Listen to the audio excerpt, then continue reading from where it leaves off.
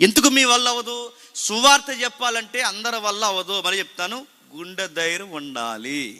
ఆ గుండె ధైర్యం ఎలా వస్తుందంటే మన గుండెలకు లేదు, మన పతనమైన హృదయాలకు లేదు. మనం చెప్పలేము. సువార్త చెప్పలేరంటే చెప్పలేరు. మొదటి శతాబ్దంలోనే ఆ పేతురు గారి వైపు చూసి ఆ అమ్మాయి వచ్చి అడిగింది, నువ్వు ఆయనతో ఉన్నవాడివేగా అంటే ఆయన గారు ఏమన్నాడు? ఆయన ఎవరో నాకు తెలదన్నాడు. అంటే అంత ధైర్యం ఎందుకు చెప్పలేకపోయారు? సువార్త చెప్పడం అంత మాటలు కాదు. తిరగేసో ప్రశ్న అడుగుతున్నాను, ఏమనుకోకండి. అన్న నాకు కితాబ్ ఇచ్చాడో లేకపోతే దేవుని ముందు నన్ను నేరస్తుని చేయడో తెలియదు, కానీ మొత్తం మీద నాకైతే భయం వేసే స్టేట్మెంట్లు అవన్నీ. ఆ స్టేట్మెంట్ ఏంటి తెలుసా? జేమ్స్ గారు వస్తే కానీ సభ. జేమ్స్ గారు ఎందుకు రావాలి అని అడుగుతున్నాను. మీకు నోరు లేవా? మీరు చెప్పలేరు. జేమ్స్ గారు ఎందుకు రావాలి, మీరు ఎందుకు చెప్పలేరంటే, జేమ్స్ గారు ఎందుకు రావాలి, ఈ స్పీకర్ ఎందుకు రావాలి, ఆ స్పీకర్ ఎందుకు రావాలి, ఈ దైవజనుడు ఎందుకు రావాలని అడుగుతున్నాను. మీకు ధైర్యం లేదా? అందుకే అంటున్నాను, సువార్త చెప్పడం అంత ఈజీ కాదు. సువార్త అందరూ చెప్పాలి అంటే మళ్ళీ చెప్తున్నాను, అది ఒక కార్యము జరిగితే కానీ వల్ల అయ్యే పని కాదు. సువార్త చెప్పాలంటే మళ్ళీ చెప్తున్నాను, ఒక విషయం జరగాలి, ఒక పరిపక్వతలోకి రావాలి. ఆ సువార్త కార్యం జరగాలి అంటే, లేకపోతే చెప్పలేరంటే భయపడిపోయారు. ఆయన ఎవరో తెలియదు అన్నారు, చెట్టుకొకరు పుట్టుకొకరు పరారైపోయారు ఆయన దొరికే సమయానికి. తగునమ్మా అని తయారవుతారు చాలామంది సువార్త చెప్పడానికి. చిటుక్కుమని ఏదైనా శ్రమ వచ్చిందనుకోండి, దెబ్బకు తుపాకి దెబ్బ కనబడరు అంతే. తగునమ్మా అని తయారవుతారు చాలామంది. మీరు చూడ సువార్త చెప్పడానికి వచ్చి ఆ ఈదులో ఈ మోకంతా తయారై, మా దేవుడి పేరు చెప్పకపోతే నీ మెడకాయ మీద తలకాయ ఉండదాను. కానీ అయ్యా ఏదో యేసుప్రభు పేరు చెప్పుకుని ఏదో బతుకుతున్నా కానీ ఎంత ప్రాబ్లం అవుతుందంటే, నేను ఎందుకు బైబిల్ చెప్తాను, నన్ను క్షమించండి, బొట్టెట్టేసుకుంటున్నారు. బెదిరిచ్చేస్తే భయపడిపోతున్నారు. ఆ దేవుడి పేరు చెప్పమంటే చెప్పేస్తున్నారు. నలుగురు మోకాయి ఇక్కడ చచ్చాలని నడిపిస్తావు, నీ సంగతి చూస్తామనగానే బతుకుంటే ఏదో ఆకు తిందాం, ఎందుకు వచ్చిన గొడవ అని సేవే మానేస్తున్నారు. ఈ మధ్యకాలంలో అనేక మంది సేవకులు, సిగ్గులేని వాళ్ళు ఎవరైనా చూస్తారని చెప్తాను, అనేక మంది, కొంతమంది దీన సేవకులు ఉన్నారు, ధైర్యం కలిగిన సేవకులు ఉన్నారు, ఉన్న నలుగురి మధ్య నమ్మకంగా సేవ చేసి ఉన్నారు. నేను వాళ్ళని అనను, అలాంటి దైవజనులు అనే అంత మనసు నాకు లేదు. ఒకవేళ అలా అంటే కనుక దేవుడు నన్ను గద్దించడు గాక. నేనేమన్నట్టు చెప్పిన, సిగ్గు లేకుండా సేవకులు అని చెప్పుకుని శ్రమ కలిగేసరికి ఈ బైబిల్ని వదిలేసి ఆ మిగిలిన మతాలలోకి పోయి కలిసిపోతున్నారు చూసారా, ఈ దేవుణ్ణే తక్కువ చేస్తున్నారు చూసారా, అలాంటి వాళ్ళని అంటున్నాను నేను. ఎందుకు భయపడుతున్నావు? ఎందుకు అంత కంగారు ఎందుకు అయిపోతుందంటే, ఇది అందరి వల్ల అయ్యే పని కాదు. అందుకే ప్రభువుకు తెలుసు. ఈరోజు యేసు ప్రభు కొరకు చెప్పి రేపు ఆయన ఎవరో నాకు తెలియదని ఈరోజు సువార్త అంటే పరిగెట్టే, రేపు పొద్దున్న సువార్తలు ఇబ్బంది కలిగేసరికి అయ్యో ఈ సువార్త వల్ల నష్టమే తప్ప ఏమీ లేదని మళ్ళీ ఆ సువార్తను నాగడి మీద చేసిన ఎదురుదిరిగి ఇతర మతాల్లోకి పోయి ఇలాంటివి ఎందుకు జరుగుతాయి తెలుసా? గమనించండి. ఇలాంటివన్నీ ఎందుకు జరుగుతాయి తెలుసా? గమనించండి. ప్రభు చెప్తున్నాడు, మీకు ఒక శక్తి లేకపోతే మీరు నిలబడలేరు. మీ శక్తితో, మీ యుక్తితో, మీ జ్ఞానముతో సువార్త చెప్పకూడదు. మీ శక్తితో మీరు సువార్త చేసినా, మీ జ్ఞానంతో మీరు సువార్త చేసినా అది ఎల్లకాలం నిలబడదు. మీరు సువార్త చేసి యెరూషలేము మొదలుకొని భూదిగంతాల వరకు నాకు సాక్ష్యంగా మీరు ఉండాలి అంటే ఖచ్చితంగా మీకు ఒక పవర్ ఉండాలి, ఖచ్చితంగా మీకు ఒక శక్తి ఉండాలి. ఆ శక్తి పరిశుద్ధాత్మను గూర్చినదై ఉండాలి. ఆయన ఉంటేనే నిలబడగలరు. పరిశుద్ధాత్మను లేకపోతే మరి చెప్తున్నారు బొంకుతారు. పరిశుద్ధాత్మను పొందుకుంటే ఏమంటారు చెప్తున్నా, విన్న వాటిని కన్న వాటిని చెప్పకుండా ఉండలేం, నాగిటి మీద చెయ్యేసిన మేము ఎనుదిరిగి చూడకుండా ఉండలేం, చావైనా బ్రతుకైనా క్రీస్తుకే మా జీవితం అంకితమని బలంగా నిలబడతారు. ఎందుకు చెప్పునా, ఆత్మదేవుడు వారిలో ఉండి వాళ్ళు ఏం మాట్లాడాలో వాళ్ళని రేపుతాడు. అందుకే ప్రభు చెబుతున్నాడు, ఏమంటున్నాడు చూడండి, పరిశుద్ధాత్మ మీ మీదకి వచ్చే వరకు వెళ్ళకండి. ఎందుకంటే మీ నాలెడ్జ్తో, మీ ఎక్స్పీరియన్స్తో మీరు చెప్తే మీరు దెబ్బతింటారు. ఆయన వచ్చేంత వరకు మీరు టౌన్ దాటిపోవద్దు. కనిపెట్టండి, కనిపెట్టండి, కనిపెట్టండి, కనిపెట్టండి. ఆయన వచ్చిన తర్వాత మీరు ఏం చేస్తారంటే భూదిగంతాల వరకు నాకు సాక్షులై ఉండాలి. సాక్ష్యం అంటే ఏంటండి? సాక్ష్యం అంటే ఏంటి? సాక్ష్యాలు చెప్తాను చెప్పి జబర్దస్త్ పోయారు చూసారా. సాక్ష్యం అంటే ఏంటండి? నీకోసం చెప్పడం కాదు. సాక్ష్యం అంటే ఏంటండి? సాక్ష్యానికి తాకట్టు పెట్టి రేట్లు కట్టడం కాదు. సాక్ష్యం అంటే ఏంటండి? 70 ముక్కలు నరికేయడం మా ఆయన చెప్పడం కాదు. సాక్ష్యం అంటే ఏంటండి? చీపురు పట్టుకున్న చేయి నొప్పి వచ్చింది, అది కాదు. సాక్ష్యం అంటే ఏంటండి? ఎలకలు ఎక్కువైపోతే 3 పిల్లులు పంపాడు దేవుడు, ఇది కాదు. సాక్ష్యం అంటే ఏంటండి అడుగుతాను. సాక్ష్యం అంటే ఏంటి చెప్పనా? సువార్త చెప్పడమే సాక్ష్యం. అంటే దాని అర్థం ఏంటి? సువార్త. కొన్ని విషయాలను చెప్తావు. యేసుక్రీస్తు వారు పుట్టారు, యేసుక్రీస్తు వారు మరణించారు, యేసుక్రీస్తు వారు తిరిగి లేచారు. ఈ విషయాలు నువ్వు చెప్తున్నప్పుడు ఎవిడెన్స్ అడుగుతారు. ఎవిడెన్స్ సాక్ష్యం అడుగుతారు. దానికి సాక్ష్యం ఏంటంటే అప్పుడు చెప్పు, నేనే సాక్షిని అని. దానికి సాక్ష్యం ఏంటంటే నా తగాదాలని చెప్పడం కాదు సాక్ష్యం. నేను ఎవరిని గూర్చైతే చెబుతున్నానో, నేను ఎవరిని గూర్చైతే మాట్లాడుతున్నానో అవి నిజము. ఇదిగో జాగ్రఫికల్గా సాక్ష్యం, హిస్టారికల్గా సాక్ష్యం, ఇవన్నీ జరిగే అనడానికి వాదించడానికి నేనే సాక్ష్యం. ఈయన్ని పొందుకున్న తర్వాత నా జీవితమే సాక్ష్యం అని నువ్వు సాక్ష్యంగా, సువార్తకి సాక్షిగా నిలబడు. నువ్వు సువార్త గురించి ఎక్కడ చెప్తున్నా? సువార్త లేదు. ఇప్పుడు నాకు పెళ్ళి అయిన కొత్తలో ఏం జరిగింది? రెక్కలు చెగిరిపోయారు మీ భార్య భర్తలు ఇద్దరు. ఏమైంది? ఇది సాక్ష్యం. సాక్ష్యాలు చెప్తున్నారు. సాక్ష్యాలు చెప్పొద్దు అంటలేదు, గమనించండి. సాక్ష్యాలు చెప్పొద్దని కాదు, సువార్త లేకుండా సాక్ష్యం చెప్పొద్దు. సువార్త లేకుండా సాక్ష్యం చెప్పొద్దు. నీ సాక్ష్యము సువార్తతో ముడిపడి ఉండాలి. సువార్త ఏది? సాక్ష్యాలు చెబితే ఈరోజు అంటున్నాను, ఈ సాక్ష్యాలు ఈరోజు నవ్వులు పోలవుతున్నాయి. ఈ సాక్ష్యాలకి రేట్లు కడుతున్నారు, ఈ సాక్ష్యాలకి రకరకాలు చెప్తున్నారు, ఈ సాక్ష్యాలు ఏవేవో ఎదుగుతున్నారు. సువార్త ఏది? ఈ సాక్ష్యంలో క్రీస్తు కనబడ్డు. సాక్ష్యం ఎవరు కనబడతారు తెలుసా? ఆ సాక్ష్యం చెప్పిన వాళ్ళు కనబడతారు. మనకి వెతికి దిగిన వెంటనే యేసుప్రభు కనబడుతున్నాడా, లేకపోతే ఇంత శ్రమల నుంచి వచ్చిన ఆ వ్యక్తి నీకు కనబడుతున్నాడా? అందుకే ప్రభు చాలా క్లారిటీగా అన్నాడు, మీరు శక్తి నొందుతారు, యెరూషలేము, యూదయ, సమరయ దేశమందల అంతటా భూ దిగంతాల వరకు నాకు సాక్షులయ్యుందురని వారితో చెప్పును. నా కోసం చెప్పండి, నాకు సాక్షులు. మీ సాక్ష్యం మీకు కాదు. చెప్పండి, మీ సాక్ష్యం నాకు సాక్ష్యం, నా గూర్చి సాక్ష్యం చెప్పండి అన్నట్టుగానే ఎదురు చూశారు. ప్రభు మాటకి తలదించారు. సుమారు 120 మంది మరి ఎన్ని రోజులు కనిపెట్టారు ఆ మేడగదిలో? ఎడతెగక ప్రార్థన చేశారు. అందులో చాలా మంది స్త్రీలు ఉన్నారు, అందులో చాలా మంది పురుషులు ఉన్నారు. 120 మంది కనిపెడుతూ ప్రార్థన చేశారు. 14 వచనంలో వీరితో కూడా కొందరు స్త్రీలు, యేసు తల్లి అయిన మరియా, ఆయన సహోదరులు ఏక మనసుతో ఎడతెగక ప్రార్థన చేస్తుండే స్త్రీలు, పురుషులు అందరూ కలిసి ప్రార్థన. దేని కొరకు ప్రార్థన? దేవుని రాజ్య స్థాపన జరగాలని ప్రార్థన. దేని కొరకు ప్రార్థన? ఆ వాగ్దానము త్వరగా వారి మీదకి రావాలని ప్రార్థన. దేని కొరకు ప్రార్థన? ఏది పాలెత్తలేదని కాదు. దేని కొరకు ప్రార్థన? సెంటు నేల కలిసి రాలేదని కాదు. దేని కొరకు ప్రార్థన? మేము నమ్మిన నజరేయుడైన యేసు మాటలు త్వరలోనే నెరవేరును గాకను ప్రార్థన. ఆయన చెప్పిన వాగ్దానం త్వరగా మా మీదకి దిగాలని ప్రార్థన. ఈ ప్రార్థనల కొరకు వారి ఆ ప్రార్థన జవాబుల కొరకు కనబడుతున్నారు. ఎడతెగక మనమే కనుక ఎడతెగక ప్రార్థన చేస్తాం అనుకోండి, మనకు ఫోన్ వస్తే ఏం చేస్తామండి? జస్ట్ 5 minutes బ్రదర్ అంట, వెళ్ళిపోతారు. 5 minutesలో అడుగుతున్నాను, ఎడతెగక ప్రార్థన. ఇప్పుడు మనం ప్రార్థన చేద్దామని చేయనిచ్చేలా లేదు. ఇది అర్జెంట్ ఫోన్లు, అర్జెంట్ మ్యాటర్లు, అర్జెంట్ అడుగుతున్నాను. ప్రార్థనలే ఎడతెగక ప్రార్థన చేసింది. వీళ్ళ ప్రార్థన చేసింది సువార్త కొరకే, వీళ్ళ సాక్ష్యం చెప్పేది సువార్త కొరకే, వీళ్ళు ఎదురు చూసేది సువార్త కొరకే. మీరు అల్టిమేట్గా చూడండి, సంఘం యొక్క యాటిట్యూడ్ మీరు గమనిస్తున్నారు లేదో? సువార్త కొరకే ప్రార్థన చేస్తున్నారు, సువార్త కొరకే సాక్ష్యం చెప్తున్నారు, సువార్త కొరకే ఎదురు చూస్తున్నారు. సువార్త అంటే సువార్తలో ఏముంది? క్రీస్తు జనన, మరణ, పునరుద్ధానము, మరలా ఒక రోజు వచ్చి వీళ్ళని తీసుకెళ్తాడని ఎదురు చూపాలి. ఇది జరగడానికి, ఇది జరిగిందని చెప్పడానికి, ఈ సువార్త చెప్పడానికి వాళ్ళు ఎదురు చూస్తారు. అంటే వాళ్ళ అల్టిమేట్ గోల్ అంతేడు తెలుసా? సువార్త. ఈరోజు సువార్త లేదు, ఏముంది చెప్పండి? ఆపోజిట్ చెప్పండి, ఏమనుకోకండి, చెప్పండి. సువార్త లేదు, సోది ఎక్కువైపోయినాయి ఏదికి లేదు. వాళ్ళ గురించి చెప్పుకుంటారు, వాళ్ళ పిల్లల గురించి చెప్పుకుంటారు, వాళ్ళ భార్య కోసం చెప్పుకుంటారు, వాళ్ళ ఆయన కోసం చెప్పుకుంటారు, ఎవరు మై కట్టుకుంటే వాళ్ళ కోసం చెప్పుకుంటారు. ఇంకా మేము ఎలా సేవలోకి వచ్చామంటే అలా వచ్చాం అనగానే మీరు అందరూ ఇలాగెళ్ళి తుడిచేసుకుని ఇలాంటి దేన సేవడం ఇంకా మా భూమి మీద ఇంకా ఎక్కడ దొరకలేదు మాకు చెప్పండి ఏమంటారు? కిడ్నీ ఇచ్చేయమంటారు అంటారు మీరు, అంతే కదా?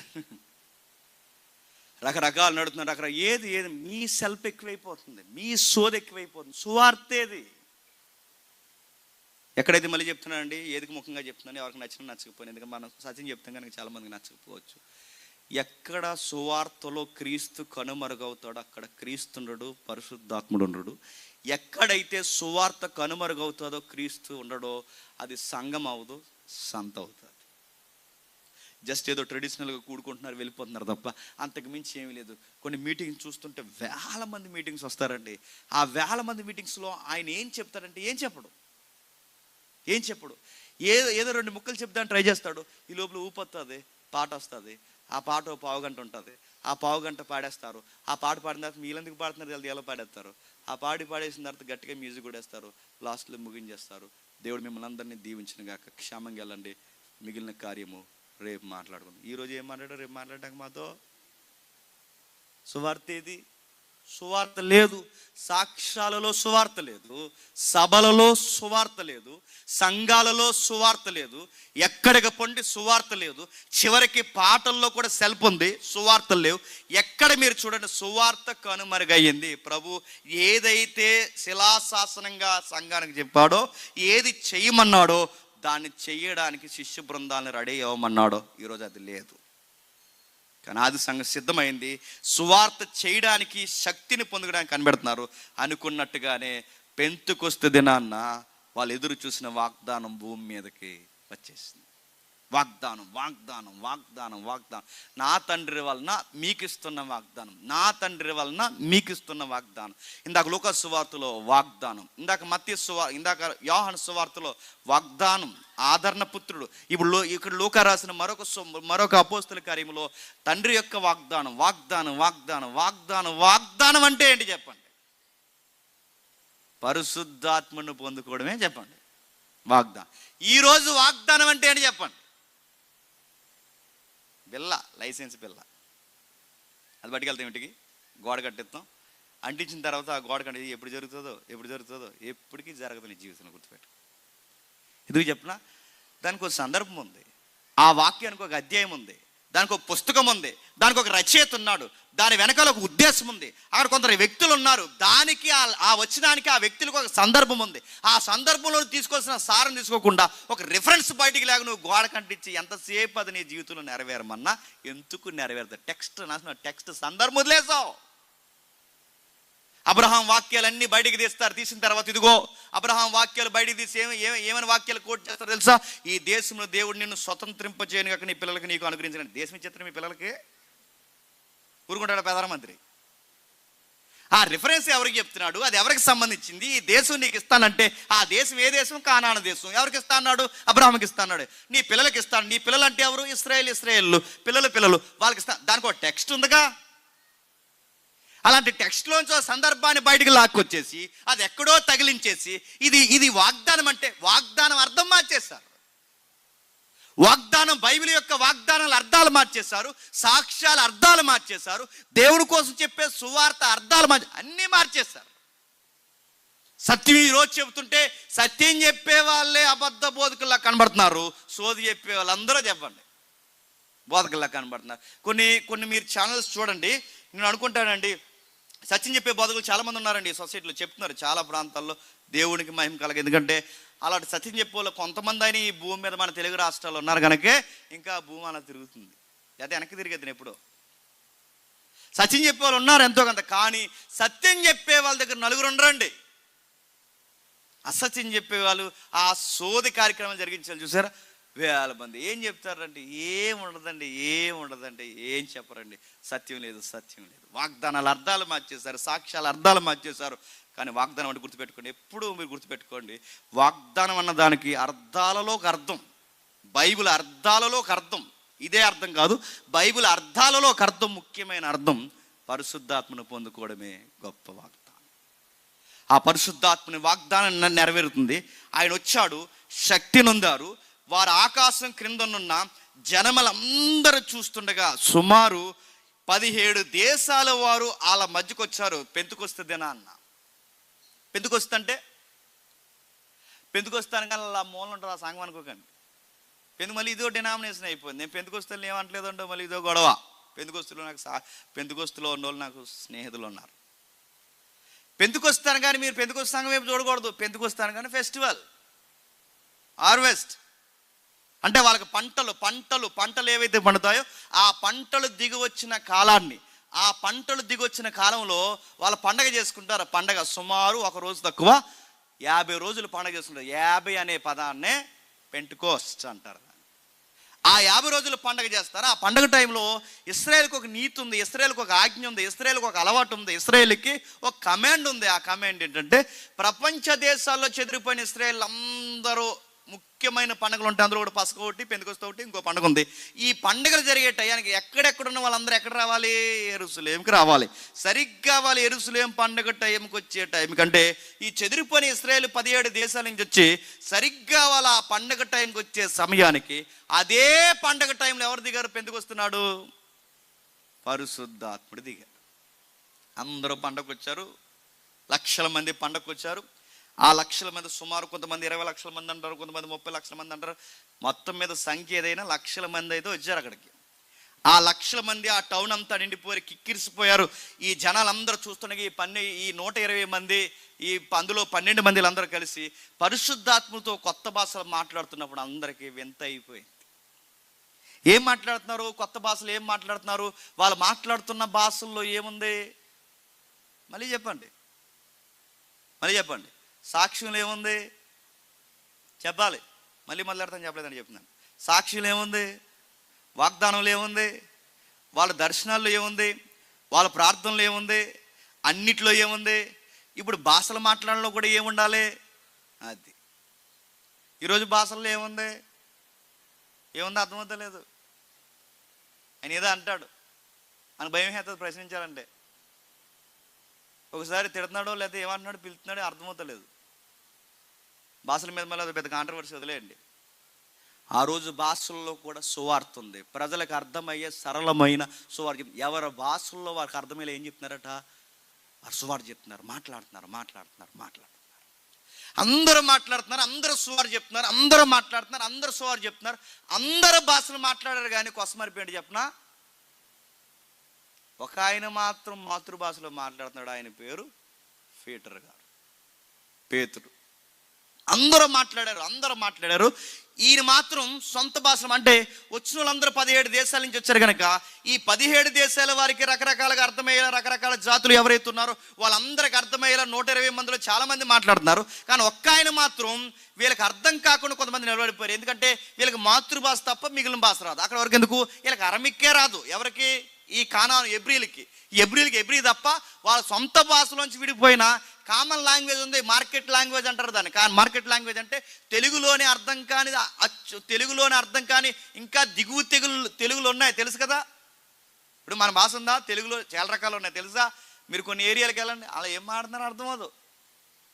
తెలుగే ఎందుకే మాట్లాడేది, కానీ మనకు అర్థమవుతుంది. ఎందుకంటే ఆ భాష దిగే కొలది ఏమవుతుందంటే సరళత తగ్గిపోతుంది. అంటే ఎబ్రీలో నుంచి విడిపోయిన భాష మళ్ళీ అరమిక్కు ఉంది, లేదా అరమిక్కులోంచి కాకపోయినా ఆ ప్రాంతీయంగా కలిసిపోయిన సామాన్యులు మాట్లాడుకునే భాష, అది కూడా వాళ్ళకి అర్థమవుతుంది. అందుకే వాళ్ళతో కలిసిపోయిన భాష వాళ్ళకి అర్థమవట్లేదు, మిగిలిన దేశాల భాష వాళ్ళకి అర్థమవట్లేదు. అందుకే వాళ్ళకి అర్థమయ్యేది ఏముందంటే ఎబ్రీ మాత్రమే అర్థమవుద్ది. ఈ అర్థం కాని వాళ్ళు అందరూ అన్నారట, తాగొస్తారు వీళ్ళందరూ అన్నారు. తాగొస్తారు అందరూ తాగేసి మాట్లాడుతున్నారు. అంటే తాగొచ్చేసారన్న సర్టిఫికెట్ వాళ్ళు ఎందుకు ఇచ్చారు చెప్పినా? తాగొచ్చారన్న సర్టిఫికెట్ వాళ్ళు ఎందుకు ఇచ్చారంటే వాళ్ళు తాగొచ్చారన్న సర్టిఫికెట్ అనడానికి వీళ్ళకి అర్థం కావట్లేదు కనుక ఏమన్నారు చెప్పండి? తాగొచ్చారన్నారు. అప్పుడు అన్నాడు, తాగొస్తే అలా ఎందుకు మాట్లాడతారని అర్థమయ్యే భాషలో పేతురు గారు మాట్లాడుతున్నారు. వాళ్ళ కొత్త మద్యం ఏం తాగలేదు, అర్థమయ్యేలా నేను మాట్లాడుతాను. వాళ్ళు ఏం మాట్లాడుతున్నారంటే, ఓ విషయం చెప్తున్నాను వినండి. వాళ్ళు ఏం మాట్లాడుతున్నారంటే, ఏవేలు చెప్పాడే అది ఇదే, ఏవేలు ప్రవచనాలు చెప్తాడు, భాషలు మాట్లాడతారని చెప్పారే అది ఇదే నెరవేరుతుంది చూడండి. వాళ్ళు చెప్తున్నది ఎవరిని గురించి? మీరు సిలువేశారే, మీరు సిలువెక్కించారే, ఆయన తిరిగి లేచాడే, ఆ నజరేయుడైన యేసుని మీరు ద్వేషించారే, ఆయన గుచ్చే వాళ్ళు మాట్లాడుతున్నారు. అది కూడా నేనే మాట్లాడుతాను, మీకు అర్థం కావట్లేదని ఒక పెద్ద ప్రసంగం చెప్పాడు. ఎవరు? పేతురు గారు. ఆ ప్రసంగం అంతా విన్న తర్వాత 38లో ఏం జరుగుతుందో చూడండి. పేతురు 37వ వచనంలో వారు ఈ మాటలు విని హృదయంలో నొచ్చుకొని, సహోదరులారా మేము ఏమి చేద్దామని పేతురుని అడగా, కడమ అపోస్తులు అడగగా పేతురు, మీరు మారు మనసు పొంది పాప క్షమాపణ నిమిత్తము ప్రతివాడు యేసుక్రీస్తు నామమున బాప్తిజం పొందుడి, అప్పుడు మీరు పరిశుద్ధాత్మను వరము పొందుదురు. ఏమంటున్నాడండి? ఏమంటున్నాడు? మేము ఏ వరమైతే పొందుకున్నామో చెప్పండి, అదే వరాన్ని మీకు ఇస్తాడు. మేము ఏ వాగ్దానం అయితే పొందుకున్నామో అదే వాగ్దానాన్ని దేవుడు మీకు ఇస్తాడు. వాళ్ళు అడిగారట ప్రసంగం అర్థమైన తర్వాత, ఏం చేయమంటారు? ఈ మాటల్లో హృదయంలో నొచ్చుకొని మేము ఏం చేయాలని అడిగినప్పుడు వాళ్ళు అన్నారట, అపోస్తులు వాళ్ళందరూ కలిసి అడగ వాళ్ళు అన్నారట, ఏమన్నారంటే, పాప క్షమాపణ నిమిత్తము ప్రతి వాడు యేసుక్రీస్తు నామమున బాప్తిస్మం. అంటే ఒక ప్రసంగం విన్న తర్వాత విన్న వాళ్ళకి ఏమనిపించాలి తెలుసా? మన దగ్గర ఒప్పుకోకపోయినా ఒక ప్రసంగం విన్న తర్వాత విన్న వాళ్ళకి ఏమనిపించాలంటే, నిజంరా వాక్యానుసారంగా మనం లేవురా అనిపించాలి. వాళ్ళు ఒక ప్రసంగం విన్న తర్వాత సాధారణమైన వ్యక్తికి ఏమనిపించాలి అంటే, నిజమే వాక్యానుసారంగా లేం, నిజమే వాక్య ప్రకారంగా లేం, నిజమే దేవుని దృష్టికి పాపాత్ములుగా ఉన్నామని ఏ శ్రోతలైతే ఒప్పుకుంటారో ఆ ప్రసంగికుడు మంచి ప్రసంగం చేసినట్టు. ఎవరైతే పాపాన్ని గురించి నొప్పు లేకుండా సభల్లో నుంచి సంఘాల్లోంచి వెళ్ళిపోతున్నారో అక్కడ మబ్బి పెట్టే ప్రసంగాలు చెబుతున్నారని అర్థం అండి. ఆ రోజు వాళ్ళు చెప్పిన ప్రసంగాలకి, వాళ్ళు చెప్పిన సాక్ష్యానికి, వారిచ్చిన ఆ యొక్క వాక్య సందేశానికి మారిపోయారు. 3000 మంది మారిపోయి ఏం చేశారు? 3000 మంది మళ్ళీ 31st నైట్కి రండి బడగాన పెట్టుకుందాం అన్నారా? ఏం చేశారు? 3000 మంది మారిపోయిన తర్వాత ఏం చేశారు చెప్పండి? సోమవారం నుంచి శనివారం వరకు మీ ఇష్టం వచ్చినా తిరగండి, ఆదివారం మాత్రం కడిగేసుకోవడానికి రొట్టె ద్రాక్షరసం ఇస్తున్నాం, జాగ్రత్తగా కళ్ళు మూసుకుని, మేము అందరం కళ్ళు మూసుకుని, మీరు కూడా కళ్ళు మూసుకుని తీసుకోండి అని రమ్మన్నాడా? మొత్తం ప్యాటర్న్ మారిపోయింది కదండి ఇప్పుడు. ఆ రోజు ఏం చేశారు? 3000 మంది బాప్తిజం పొందిన తర్వాత ఇంచుమించు 41వ వచనంలో, కాబట్టి అతని వాక్యం అంగీకరించిన వారు బాప్తిజం పొందిరి, ఆ దినమంతా ఇంచుమించు 3000 మంది చేర్చబడరి. వీరు అపోస్తుల బోధ యందును, సహవాసమందును, రొట్టె విరుచుట యందును, ప్రార్థన చేయటి యందును ఎడతెగక ఉండరి. బాగా వినాలి, నువ్వు వాక్యంలో ఉన్నావని గుర్తు చెప్పినా సహవాసానికి దూరంగా ఉండకూడదు, రొట్టె కార్యక్రమానికి దూరంగా ఉండకూడదు, బోధలో రోజు రోజుకి నీకు నిపుణత పెరగాలి, సహవాసంలో బలపడాలి, రొట్టె విరిసే కార్యక్రమంలో మిస్ అవ్వకుండా ఖచ్చితంగా పాలు పంపులు పొందాలి. బోధ, సహవాసము, రొట్టె విరుచుట, ప్రార్థన చేయటంటే నువ్వు రెగ్యులర్గా సంఘంతో టచ్లో ఉండాలి. ఉన్నారా? 31st వస్తారు, పండగకు ఒకసారి వస్తారు, 25కి వస్తారు, లేదా సంవత్సరం ఎండింగ్లో వస్తారు, కనబడతారు. అప్పుడు వచ్చి కనబడి సీరియస్గా వెళ్ళిపోతారు. మీరు ఎప్పుడైనా గమనించండి, అప్పటి వరకు చర్చ్ ఖాళీగా ఉంటుంది, కానీ 31st మాత్రం టెంట్లు వస్తాయి, కుర్చీలు వస్తాయి, రకరకాలు వస్తాయి, ఇంకా దేవాలయం సైజు పెరిగిపోతారు. ఎందుకు నడుతున్నాను? ప్రతి వారం వచ్చే భక్తులేగా. ఇప్పుడు ఎందుకు ఇన్ని టెంట్లు వేస్తున్నారంటే, ఇప్పుడు భక్తులు కాదు, ఇంకా భక్తులు, కొత్త భక్తులు వస్తారు. ఆ భక్తులు పాత భక్తులే, కానీ సంవత్సరంకి ఒకసారి హాయ్ అని చెప్పడానికి వస్తారు. ఎవరికి? దేవునికి. అది సహవాసం కాదు, అది రక్షణ కాదు. మళ్ళీ చెప్తున్నాను, సహవాసంలో లేనివాడు త్వరలోనే ఆరిపోతాడు, రొట్టె విరనవాడు త్వరలోనే లోకంలో కలిసిపోతాడు. బోధ అంటే ఏంటో తెలియని వాడికి గద్దింపు, పాపాన్ని గుర్చిన భయం ఉండదు. బోధ అంటే తెలియని వాడు త్వరలోనే స్వనీతి బోధలో కొట్టుకుపోతాడు. అంటే ఒక విశ్వాసం స్ట్రాంగ్ ఉండాలంటే సూత్రం ఏంటి చెప్పినా, ఎవ్రీడే సత్యం నువ్వు వింటూనే ఉండాలి. ఏదో ఒక మూలన వింటూనే ఉండాలి. వాక్యం వింటూనే ఉండాలి. కొంతమందిని చూస్తే ముచ్చట వస్తుంది. వాళ్ళకి లేచినప్పుడు వాక్యం, వాళ్ళు భోజనం చేస్తున్నప్పుడు వాక్యం, వాళ్ళు నిద్రపోతున్నప్పుడు వాక్యం, వాళ్ళకి దారిలో ప్రయాణాలు చేస్తున్నప్పుడు వాక్యం, వాళ్ళకి ఎప్పుడు వాక్యం, పాటల్లో వాక్యం, వాళ్ళకి రోజుకి ఏదో ఒకటి నేర్చుకోవాలి, వాక్యం. అలాంటి వాళ్ళు ఉన్నారు కొంతమంది.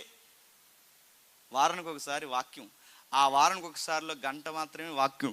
ఆ గంట కానీ పాస్టర్ గారు పొడిగించాడంటే ఆయన మీద ఇంకొక వాక్యం. ఇవాళ ఖాళీగా ఉన్న వాళ్ళు గంట ఎక్కువ చెప్తున్నాడు. ఆయన మీద రకరకాల డైలాగులు, గడియారం ఇంకో లుక్కు, ఆయనకో లుక్కు. ఎందుకు? మంచి పాస్టర్ గారు మీరు చాలా చర్చిల్లో చూడండి, గడియారాలు నిజానికి ప్రజలు కట్టాలి, కానీ గడియారం ఎవరు కడతారు చెప్పినా? పాస్టర్ గారు కడతారు. అలా వెనక్కి తిరిగి అలా చూస్తారు అనమాట. అలా పాస్టర్ గారు ఏమి చూస్తారు అంటే దాని అర్థం ఏంటంటే అయింది ముగించే త్వరగా అని. ఎంత భయం లేని భక్తిలో. ఒకవేళ పొరపాటుని గద్దించాడనుకోండి, పాస్టర్ గారు గద్దిస్తే ఇటీవల కాలంలో దరిద్రం ఏంటి చెప్పిన, మనోభావాలు దెబ్బతింటున్నాయి. ఎవరికి? విశ్వాసులకి. మనోభావాలు ఎవరికి? మరి సినిమా కదండి. మరి అందుకని ఏం తింటున్నాయంట? మనోభావాలు దెబ్బతింటున్నాయి. అంటే అనొచ్చు కానండి, మరి అంత అలాగా మీరు చెప్పండి అనేకూడదండి. అలా అంటే సంఘం రాదండి, రాకపోతే పోతారు. రారండి సంఘం అనొచ్చు, మరి అంత గ్రావిటీ తగ్గించాలండి మీరు అన్నారంట. తిట్టకూడదు, కొట్టకూడదు, ఏమనకూడదు, గద్దించకూడదు, ఏమనకూడదు. బొజ్జగించి నువ్వు ఎక్కడికి పశువుకి వెళ్ళి వచ్చినా పర్లేదు నాన్న, నువ్వు మాత్రం 10 మంది తెచ్చే అనాలా. నువ్వు ఎక్కడ పొరంబోకు పని చేసినా పర్లేదు నాన్న, నువ్వు మాత్రం సహవాసం మిస్ అవ్వకే, ఆ పొరంబోకు పని చేసి అయిపోయిన ఇలా వచ్చని చెప్పాలా. గద్దిస్తారు, దులిమాడేస్తారు. బోధ అంటేనే బతుకుని బాగు చేయడానికి చెప్పండి మాట్లాడతారు. ఇలా చెబుతారు అనేక విషయాలు. అలా చెబుతున్నారు. సంఘం ఏమైందట, ఇలా చెప్పేకూడదు బాగుందంటే సత్యం చెప్పేకూడదు. అనేక మహత్కార్యాలు, సూసుక్రియలు, ప్రతి వానికి భయము, ప్రతి దినము వాళ్ళ దేవాలయంలో తప్పక కూడుకొనుచు. ఇంటింట రొట్టె, దేవాలయం కూడుకుంటున్నారు, ఇంటింట రొట్టె అంటే వాళ్ళ లవ్ ఫీస్టులు జరుగుతున్నాయి. ఈరోజు మీ ఇంటికి భోజనంగా వస్తాం అనేవారట. సంఘానికి ఉండాలండి మంచిగా. ఈరోజు మేమంతా ఫ్యామిలీతో, కుటుంబాలతో మీ ఇంటికి వస్తున్నాం, మీ ఇంట్లో కొంచెంసేపు గడుపుతాం. ఆ రోజుల్లో ఫస్ట్ సెంచరీ హిస్టరీ చెప్తున్నాను. ఆ రోజుల్లో సంఘం అంతా ఇంటికి వెళ్ళిపోయామనుకుంటే భోజనం పెడితే ఇంకా రోడ్డు మీద వచ్చేస్తారు వాళ్ళు.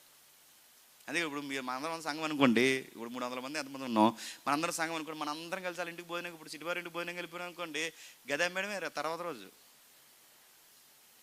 అంతే కదండి.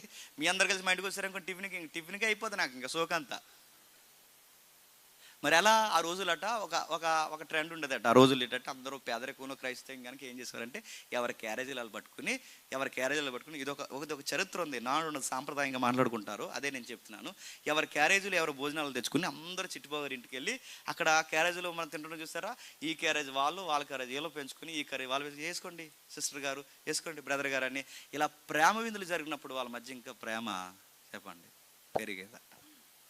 ఇలా ప్రేమ విందులు జరిగేవి, చక్కగా కలిసి ఉండేవారు, ప్రభురాత్రి భోజనంలో కలిసి ఉండేవారు, ప్రేమ విందుల్లో కలిసి ఉండేవారు. అక్కడ మాట చూడండి, ఆనందముతో ఉండేవారు. ఈ భూమి మీద ఎప్పటికీ కొనలేదేంటి చెప్పనా, ఈ భూమి మీద ఎప్పటికీ డబ్బుతో కొనలేదు ఏంటి చెప్పనా, దేవుళ్ళు ఉండే ఆనందాన్ని ఎప్పుడు డబ్బుతో కొనలేము, గుర్తుపెట్టుకో. ఈరోజు కోట్ల రూపాయలు ఉన్న మనశ్శాంతి లేని ఉన్నారు మీరు చూడండి, ఎకరాలున్న మనశ్శాంతి లేని ఉన్నారు చూడండి. ఎందుకంటే వాళ్ళ పీస్ఫుల్ లైఫ్ ఎదుగుతున్నారు. వాళ్ళు మనశ్శాంతి ఎక్కడ దొరుకుతుంది. అందుకే డ్రింక్ చేస్తుంటారు, వ్యభిచారాలు చేస్తుంటారు, నైట్ క్లబ్బులకు పోతుంటారు, ఎక్కడెక్కడో వాళ్ళ మనశ్శాంతి ఎదుర్కొంటారు. ఎక్కడైనా దూరంగా పోయి కొన్ని రోజులు ఉండి వద్దామని, ఎందుకంటే మనశ్శాంతి కావాలి. కానీ అన్నిటికన్నా గొప్ప ఆనందం ఎక్కడ ఉంటుంది చెప్తా, ఆ దేవుడు, ఆ సహవాసం, ఆ వాక్యము, ఆ రొట్టె విరచడం, ఆత్మీయులతో మాట్లాడుకోవడం, సరదాగా వాళ్ళతో కొన్ని విషయాలు పంచుకోవడం, ఇదంతా గొప్ప ఆనందం అంది. ఇది అనుభవించడం తప్ప ఎవరికి అర్థమవుతుంది. అలాంటి ఆనందం అంతా వాళ్ళు కలిగి ఉన్నారట. ఆనందంతోనూ నిష్కాపటమైన హృదయముతోనూ ఆహారము పుచ్చుకొనిచుండి. ఎవరికి కూడా చూడండి ఆ పగలు, ప్రతీకారాలు, అసూయలు లేవట. ఆ సరిగ్గా ఎక్కడ లేవంటే భోజనాల దగ్గర లేవంట. నిష్కాపటమైన హృదయంతో ఆహారం పుచ్చుకొనొచ్చు అంటే ఆహారాల దగ్గర గొడవలు వచ్చేస్తాయి అంటే ఎందుకు రావు? ఇలాగే మేము అందరం ఇది బాగుందని చెప్పి మేము తొలినాళ్ళలో సువార్తకి వెళ్ళినప్పుడు మేము అందరం క్యారేజీలు ఎవరి క్యారేజ్ పట్టుకుని వెళ్తే కొంతమంది ఉండేవారు, ఆడుకూర ఏంటి ఈడుకూర ఏంటి అని చూసేవారు. చూసిన తర్వాత ఏం చేశారంటే ప్రతిసారి ఒక పెద్ద ఆయన ఈ గుడ్లు కూర తెచ్చేవాడు. సరిగ్గా ప్రార్థన చేసే టైంలో ఎవడొకటి ఏం చేసినా గుడ్డు తీసేవారు. ఆ గుడ్డు తీసేస్తే నీకు బాధ అయిపోయి ఏం చేశాడంటే ఈసారి గుడ్డు కళ్ళు మూసుకుని లోపల తీసేస్తున్నారు కనుక గుడ్డు మీద వేలెట్టి ప్రార్థన చేసేవాడు. చికెన్ తెస్తే చికెన్ మొక్క మీద ఎట్టి ప్రార్థన చేసేవాడు. ఆ రోజుల్లో అలా లేరట. వాళ్ళు ఏం చేస్తారు చెప్పనా, నీకు నువ్వు తింటావు ఈరోజు, ఇదిగో నువ్వు వేసుకో, నువ్వు తిను. ఒకరికొకరు పంచుకొని ప్రేమలో వడ్డించుకొని ఒకరికొకరు కలిసిపోయి ఆహారం పుచ్చుకోవడంలో కానీ, ప్రార్థన చేయడంలో కానీ, ఒకరి దుఃఖాలు ఒకరు పంచుకోవడం కానీ ఇలా జరుగుతున్నప్పుడు ప్రభు రక్షణ పొందుచున్నవారు ప్రభు రక్షణ పొందుచున్న వారిని అనుదినము వారితో చేర్చుకొని చుంటారు. చాలామంది పెరిగిపోతున్నారంట. అంటే ఈ సహవాసం ప్రేమ మీరు మిమ్మల్ని చెప్తాను, ఇదే వచనాన్ని ఉన్నట్టుగా నిష్కాపట్యముగా ఇలానే మనం బిహేవ్ చేస్తే సంఘం ఏమవుతుందో చెప్పనండి, రోజు రోజుకు పెరిగిపోతుంది. ఇదే సీక్రెట్. ఎప్పుడైతే దీన్ని ఇలా మెయింటైన్ చేస్తామో రోజు రోజుకి పెరిగిపోతుంది. కుమరపురంలో ఉన్నారనుకోండి, రోజు రోజుకి సంఘం ఏమవుతుంది చెప్పనా, నాశనం అయిపోతుంది. ఎప్పుడైతే కలిసి ఉంటారో గుర్తుపెట్టుకోండి, ఎప్పుడైతే ఏక మనసు ఏకాత్మ కలిగి ఉంటారో అలాంటి వారు సంఘంలో ఎక్కువ మంది ఉన్నప్పుడు ఇంకా పెరుగుతారు ఆ ప్రేమ, అనురాగం. ప్రజలు మాట్లాడుకుంటారు, ఎక్కడికి వెళ్ళాలరా, అక్కడ బాగుంటుందిరా, సంతోషం ఉంటుందిరా, సమాధానం ఉంటుందిరా, చక్కటి ప్రేమ విందులు ఉంటాయి, అక్కడికి వెళ్తారు, కలిసిపోతారు, సంఘంలో రోజు రోజుకి ఎదిగిపోతారు. సత్యవాక్యమందు చక్కటి బోధ యందు వారు స్థిరపడిపోతారు. జరుగుతుంది, బాగుంది, బాగా జరిగింది, చాలా విస్తరించింది, అంతా బాగుంది అనుకున్న సమయానికి సరిగ్గా ఓ కుంపట వచ్చి మీద పడిపోయింది. 6వ అధ్యాయం మొదటి వచనం, ఆ దినముల్లో శిష్యుల సంఖ్య విస్తరించున్నప్పుడు అనుదిన పరిచర్యలో తమలాన్ని విధవరాండ్లు చిన్నచూపు చూసిరని ఎబ్రీల మీద గ్రీకు భాష మాట్లాడే యూదులు సనగసాగిరి. ఎక్కడ జరుగుతుందంట? అనుదిన పరిచర్యలోని గొడవలు వచ్చాయట. అనుదిన పరిచర్య అంటే వాళ్ళకి భోజన కార్యక్రమాలు జరుగుతాయి కదండి, ఆ భోజన కార్యక్రమాల్లో గొడవలు వచ్చినాయి అంట. నేను చాలాసార్లు చెప్పిన సామెత మీకు కూడా చెప్తాను, ఏమనుకోకుండా ఒకసారి వినండి. ఎక్కడైనా మీరు గమనించండి, నలుగురు ఉన్నప్పుడు బాగానే ఉంటామండి, 40 మంది ఉన్నప్పుడు బాగానే ఉంటామండి, 400 మంది ఉన్నప్పుడు బాగానే ఉంటామండి. 400 మంది 4000 మంది అయితేనే చెప్పండి స్టార్ట్ అవుద్ది రాగడ. తెలుగులో సామెత చెప్పిన, మంద ఎక్కువైతేనట బాగా పలసగా అయిపోయింది. ఇక్కడ మంద ఎక్కువైతే మజ్జిగ పలసన అయిపోద్దంటే అయిపోయింది, సంఘంలో అయిపోయింది. ఎంతమంది వచ్చారంటే కొన్ని వేల మంది వచ్చారు. 120 మంది ఉన్నప్పుడు చాలా బాగున్నారండి. 3000 మంది మారినప్పుడు కూడా చక్కగా సంఘం బాగుందండి. అంతలా నడుస్తుంది అనుకున్నప్పుడు ఈ 1000 మంది మధ్య గొడవలు వచ్చేసాయి. ఏ సువార్త కొరకైతే వారు పట్టబడ్డారో వాళ్ళ సాక్ష్యాలు సువార్త కొరకు ఉండాలి, వాళ్ళ తిని కార్యక్రమాలు సువార్త కొరకు ఉండాలి, వారి ప్రయాణాలు సువార్త కొరకు ఉండాలి, వారు చేసే ప్రతి క్రియ సువార్త కొరకు ఉండాలి, వారి దర్శనాలు సువార్త కొరకు ఉండాలి, వాళ్ళ ప్రేమ విందులు సువార్త కొరకు ఉండాలి, వాళ్ళు ఏం చేసిన సంఘ సువార్త వ్యాప్తి కొరకే ముడిపడి ఉండాలి. కానీ ఆ సువార్త కనుమరుగయ్యింది. వాళ్ళు ప్రబోస్తులు చెప్తున్న బోధకి పెడచెవిని పెట్టి చివరికి వాళ్ళు ఏం చేశారంటే భోజనాల దగ్గర గొడవ. భోజనాల దగ్గర గొడవలు వస్తాయంటే మళ్ళీ చెప్తున్నాను, చరిత్రలో ఎన్నిసార్లు జరిగినా సరిగ్గా గొడవలు, పెద్ద గొడవలన్నీ భోజనాల దగ్గర వస్తాయి. ఎందుకు వస్తాయి భోజనాల దగ్గర గొడవలు? ఎందుకు వస్తాయి అంటే మరి భోజనాలు కదండి, అందుకు వస్తాయి. భోజనాల దగ్గర ఎందుకు వస్తాయంటే ఈ వడ్డించోళ్ళు కుదురుండరండి. ఈ వడ్డించోళ్ళు ఏం చేస్తారంటే, ఈ వడ్డించే వాళ్ళందరూ అదో రకమైన మనుషులు ఉంటారు కొంతమంది. వీళ్ళు ఏం చేస్తారంటే ఈ వడ్డించే వాళ్ళందరూ వాళ్ళ తాలూకోలు వస్తారని కొన్ని దాచేస్తారు. మరి మేమెవరం? మాకు అన్నం లేక రోడ్లని తిరిగిపోవాలి అన్నమాట మనం. అందుకు మనకి ఎట్టరు వీళ్ళు ఎవరికి పెడతారంటే, వీళ్ళందరూ ఎవరికి పెడతారో ఆ లోలు వస్తారు. ఆ లోలు అందరికి దాచేస్తారనమాట. ఆ లోపల దాచేసి ఆ బకెట్లు, పెరుగు బకెట్లు, ఏపుని ముక్కలు, మంచి మంచి కూరలు ఇవన్నీ లోపల దాచేసి ఎందుకు దాచేస్తారంటే మన వాళ్ళు వస్తారు అంటారు. అప్పుడు వేద్దాం మనం ఎవరు కనబడినా ఎక్కడ వెనకాలి డయాస్ వెనకాలేంటి. ఏ డయాస్ మీద వాకింగ్ చెప్తారో డయాస్ వెనకాలేంటి వేస్తారు పట్టుకెళ్ళి. ఆ డయాస్ వెనకాల పెట్టి అక్కడ పెట్టేస్తారు, దాచేస్తారు, ఇలా అంతా వస్తారు. ఇవన్నీ తెలియకుండా ఉంటాయండి. ఏదన్నా ఆలస్యం అవుతుందేమో కానీ రే జాయింట్లు ఎలా వచ్చారా తెలియకుండా ఉంటాయండి. ఎగ్గులు కూడా ఫ్రై చేశారా, సారీ హెరేటి మాకు తెలియకుండా ఉంటాయి చెప్పండి. ఇటు పెరుగు కూడా తెచ్చారా, పెరుగు లేదన్నారు కదా ఇందాక. ఇవన్నీ తెలిస్తే పైగా వీళ్ళందరికీ ఎవరో తెలుసు చెప్పనా, వీళ్ళు చూసారు. ఎవరిని చూసారంటే ఈ మగాలు లేని విధవరాండ్లు ఉంటారు చూసారండి, పేదోళ్ళు, వాళ్ళు తక్కువ చేశారంటండి. మగాలు లేని విధవరాండ్లు అంటే ఎవరండి? సమాజంలో ప్రేమ లేక, కుటుంబంలో సరైన ఆదరణ దొరక్క, విధవరాండ్లు అనగానే ప్రతి దానికి విడ్డూరంగా చూసే ఈ సమాజానికి దూరంగా ఏమాత్రం సమాధానం దొరక్క, ప్రేమైన అనురాగమైన సంఘంలో దొరుకుతుందని ఏ విధవరాండ్లు అయితే సంఘంలోకి వచ్చారో ఆ భర్త లేని ఆ ఒంటరితనంలో ఉన్న ఆ ఇతర స్త్రీల్ని చెప్పండి మొగోలు లేరని చెప్పండి, అడిగేవాళ్ళు లేడని, వీళ్ళ ఒంటరోళ్ళని చెప్పి వాళ్ళకి సరిగ్గా అన్నం కూడా పెట్టడం మానేశారు. అంతే, గుసగుసలు స్టార్ట్ అయిపోయాయి. సినిగి గాలివాన అయిపోయింది. ఆ గాలివాన వార్త అలాగెళ్ళి అపోస్తుల చెవిలో పడింది. మనమైతే ఏం చేస్తాం? మన నిర్ణయాలు అయితే ఎలా ఉంటాయి చెప్పినా, భోజనాల కోసమే కదా గొడవ, ఇంకొచ్చే వారి నుంచి భోజనాలు కూడా లేవండి. మనం మొత్తానికి ఇంకేం చేస్తాం చెప్పినా, ఒకటి చేయండి అంటే చెప్పండి, మనం ఎలా డోలమంటే ఒకటి చేయమంటే ఒకటి చేస్తాం. ఇంకా భోజనాల కోసమే గొడవ వస్తుందని వద్దు, ఇంకా భోజనాలు కూడా వద్దండి, వద్దు, ఇంకా సందేహం ఏమైనా ఉంటా డిబ్బీలు వేసేయండి లోపల, మేము వడ్డీలు తిప్పేస్తాం అన్నారంట. ఇక మొత్తానికి పెట్టోడికి వీళ్ళు చేసిన పనికి ఇంకా తిండి లేనాడికి కూడా తిండి పెట్టరు. ఇంకా మొత్తానికి మన నిర్ణయాలు అలా ఉంటుంది. కానీ అపోస్తలు అలా కాదు. ప్రాబ్లం ఎలా వస్తుంది? భోజనాల వల్ల కాదు. ప్రాబ్లం ఎవరి వల్ల వస్తుంది? అందరి వల్ల కాదు. ప్రాబ్లం ఎలా వస్తుంది? వడ్డించే వాళ్ళ వల్ల వస్తుంది. అందుకే ఏం చేశారంటే ఆ వడ్డించే వాళ్ళు మార్చారు, ఆ 7 తీశారు, ఆ 7 మంచి వారిని పెట్టారు, సాక్షిమని వారిని పెట్టారు, పరిశుద్ధాత్మ శక్తిని పొందుకున్నవారు. మీరు చూడండి, ఆ పరిశుద్ధాత్ముడు అనే పదం మిస్ అవ్వదు. మీరు చూడండి, మనం స్టార్టింగ్ నుంచి చదువుకుంటూ వస్తున్నాం. మీకు ధైర్యం కావడానికి అదిగో పరిశుద్ధాత్ముడు వస్తాడు, మీకు సువార్త చెప్పడానికి పరిశుద్ధాత్ముడు వస్తాడు, మీరు సాక్ష్యంగా నిలబడడానికి పరిశుద్ధాత్ముడు వస్తాడు. ఇప్పుడు పరిచర్య చేయడానికి కూడా ఎవరు కావాలట? పరిశుద్ధాత్ముడు వస్తాడు. పరిశుద్ధాత్ముడు పరిశుద్ధాత్ముడు పరిశుద్ధాత్ముడు అంటే ఏ క్రియ జరగాలన్నా పరిశుద్ధాత్ముడు ఉండాలి. మీరు పాత నిబంధన చదివే అలవాటు మీకుంటే మోసే గుడారం వేయడానికి కూడా పరిశుద్ధాత్మ శక్తి కలిగి నిపుణత, అంటే నగిసి పని చేయగలిగిన వారు ఎవరైతే ఉన్నారో, ఆత్మ చేత నగిసి పని చేయగలిగిన వారు ఎవరైతే ఉన్నారో వాళ్ళని గుడారం పనులు చేయడానికి ఎంపిక చేశాడు. మీరు ఇంటికి వెళ్ళినారు, చదవండి.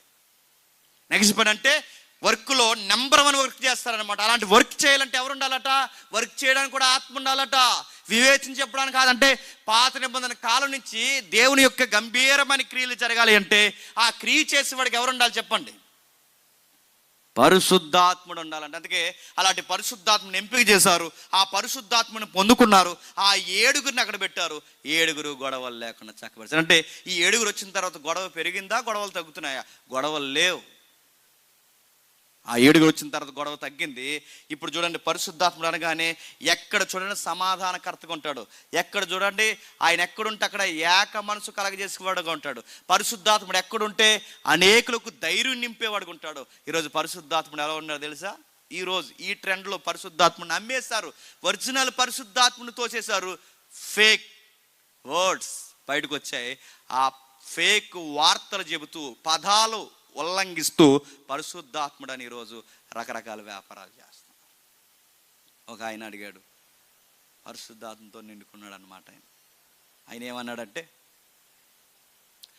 నీ పేరు సతీష్ కదూ అన్నాడు. కాదు సార్ సంతోష్ అన్నాడు.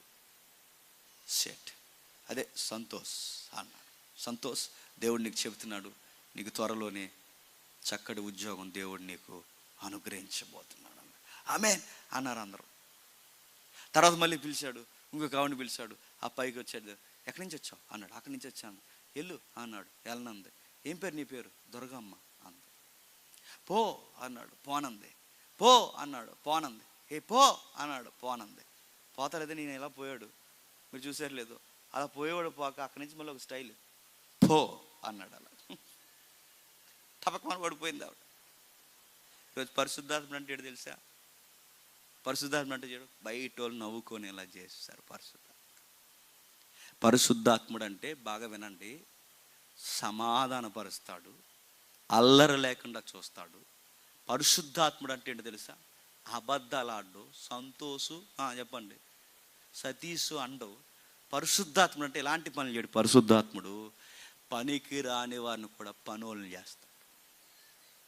వంట చేసే మనుషులను కూడా వండర్ సృష్టించేలా నిలబడతాడు. ఆ పనోడిని బయటికి తీసుకొచ్చి గొప్ప కృపతో, 8వ వచనంలో స్తెఫను కృపతో బలముతో నిండుకున్నవాడే ప్రజల మధ్య మహత్కార్యములు గొప్ప సూచక్రియలను చేయుచుండెను. ఎందుకు చేస్తున్నాడు గొప్ప క్రియలు? బలంతో నిండి ప్రజల మధ్య మహత్కార్యాలు ఎందుకు జరిగిస్తున్నాడు? ఎందుకు?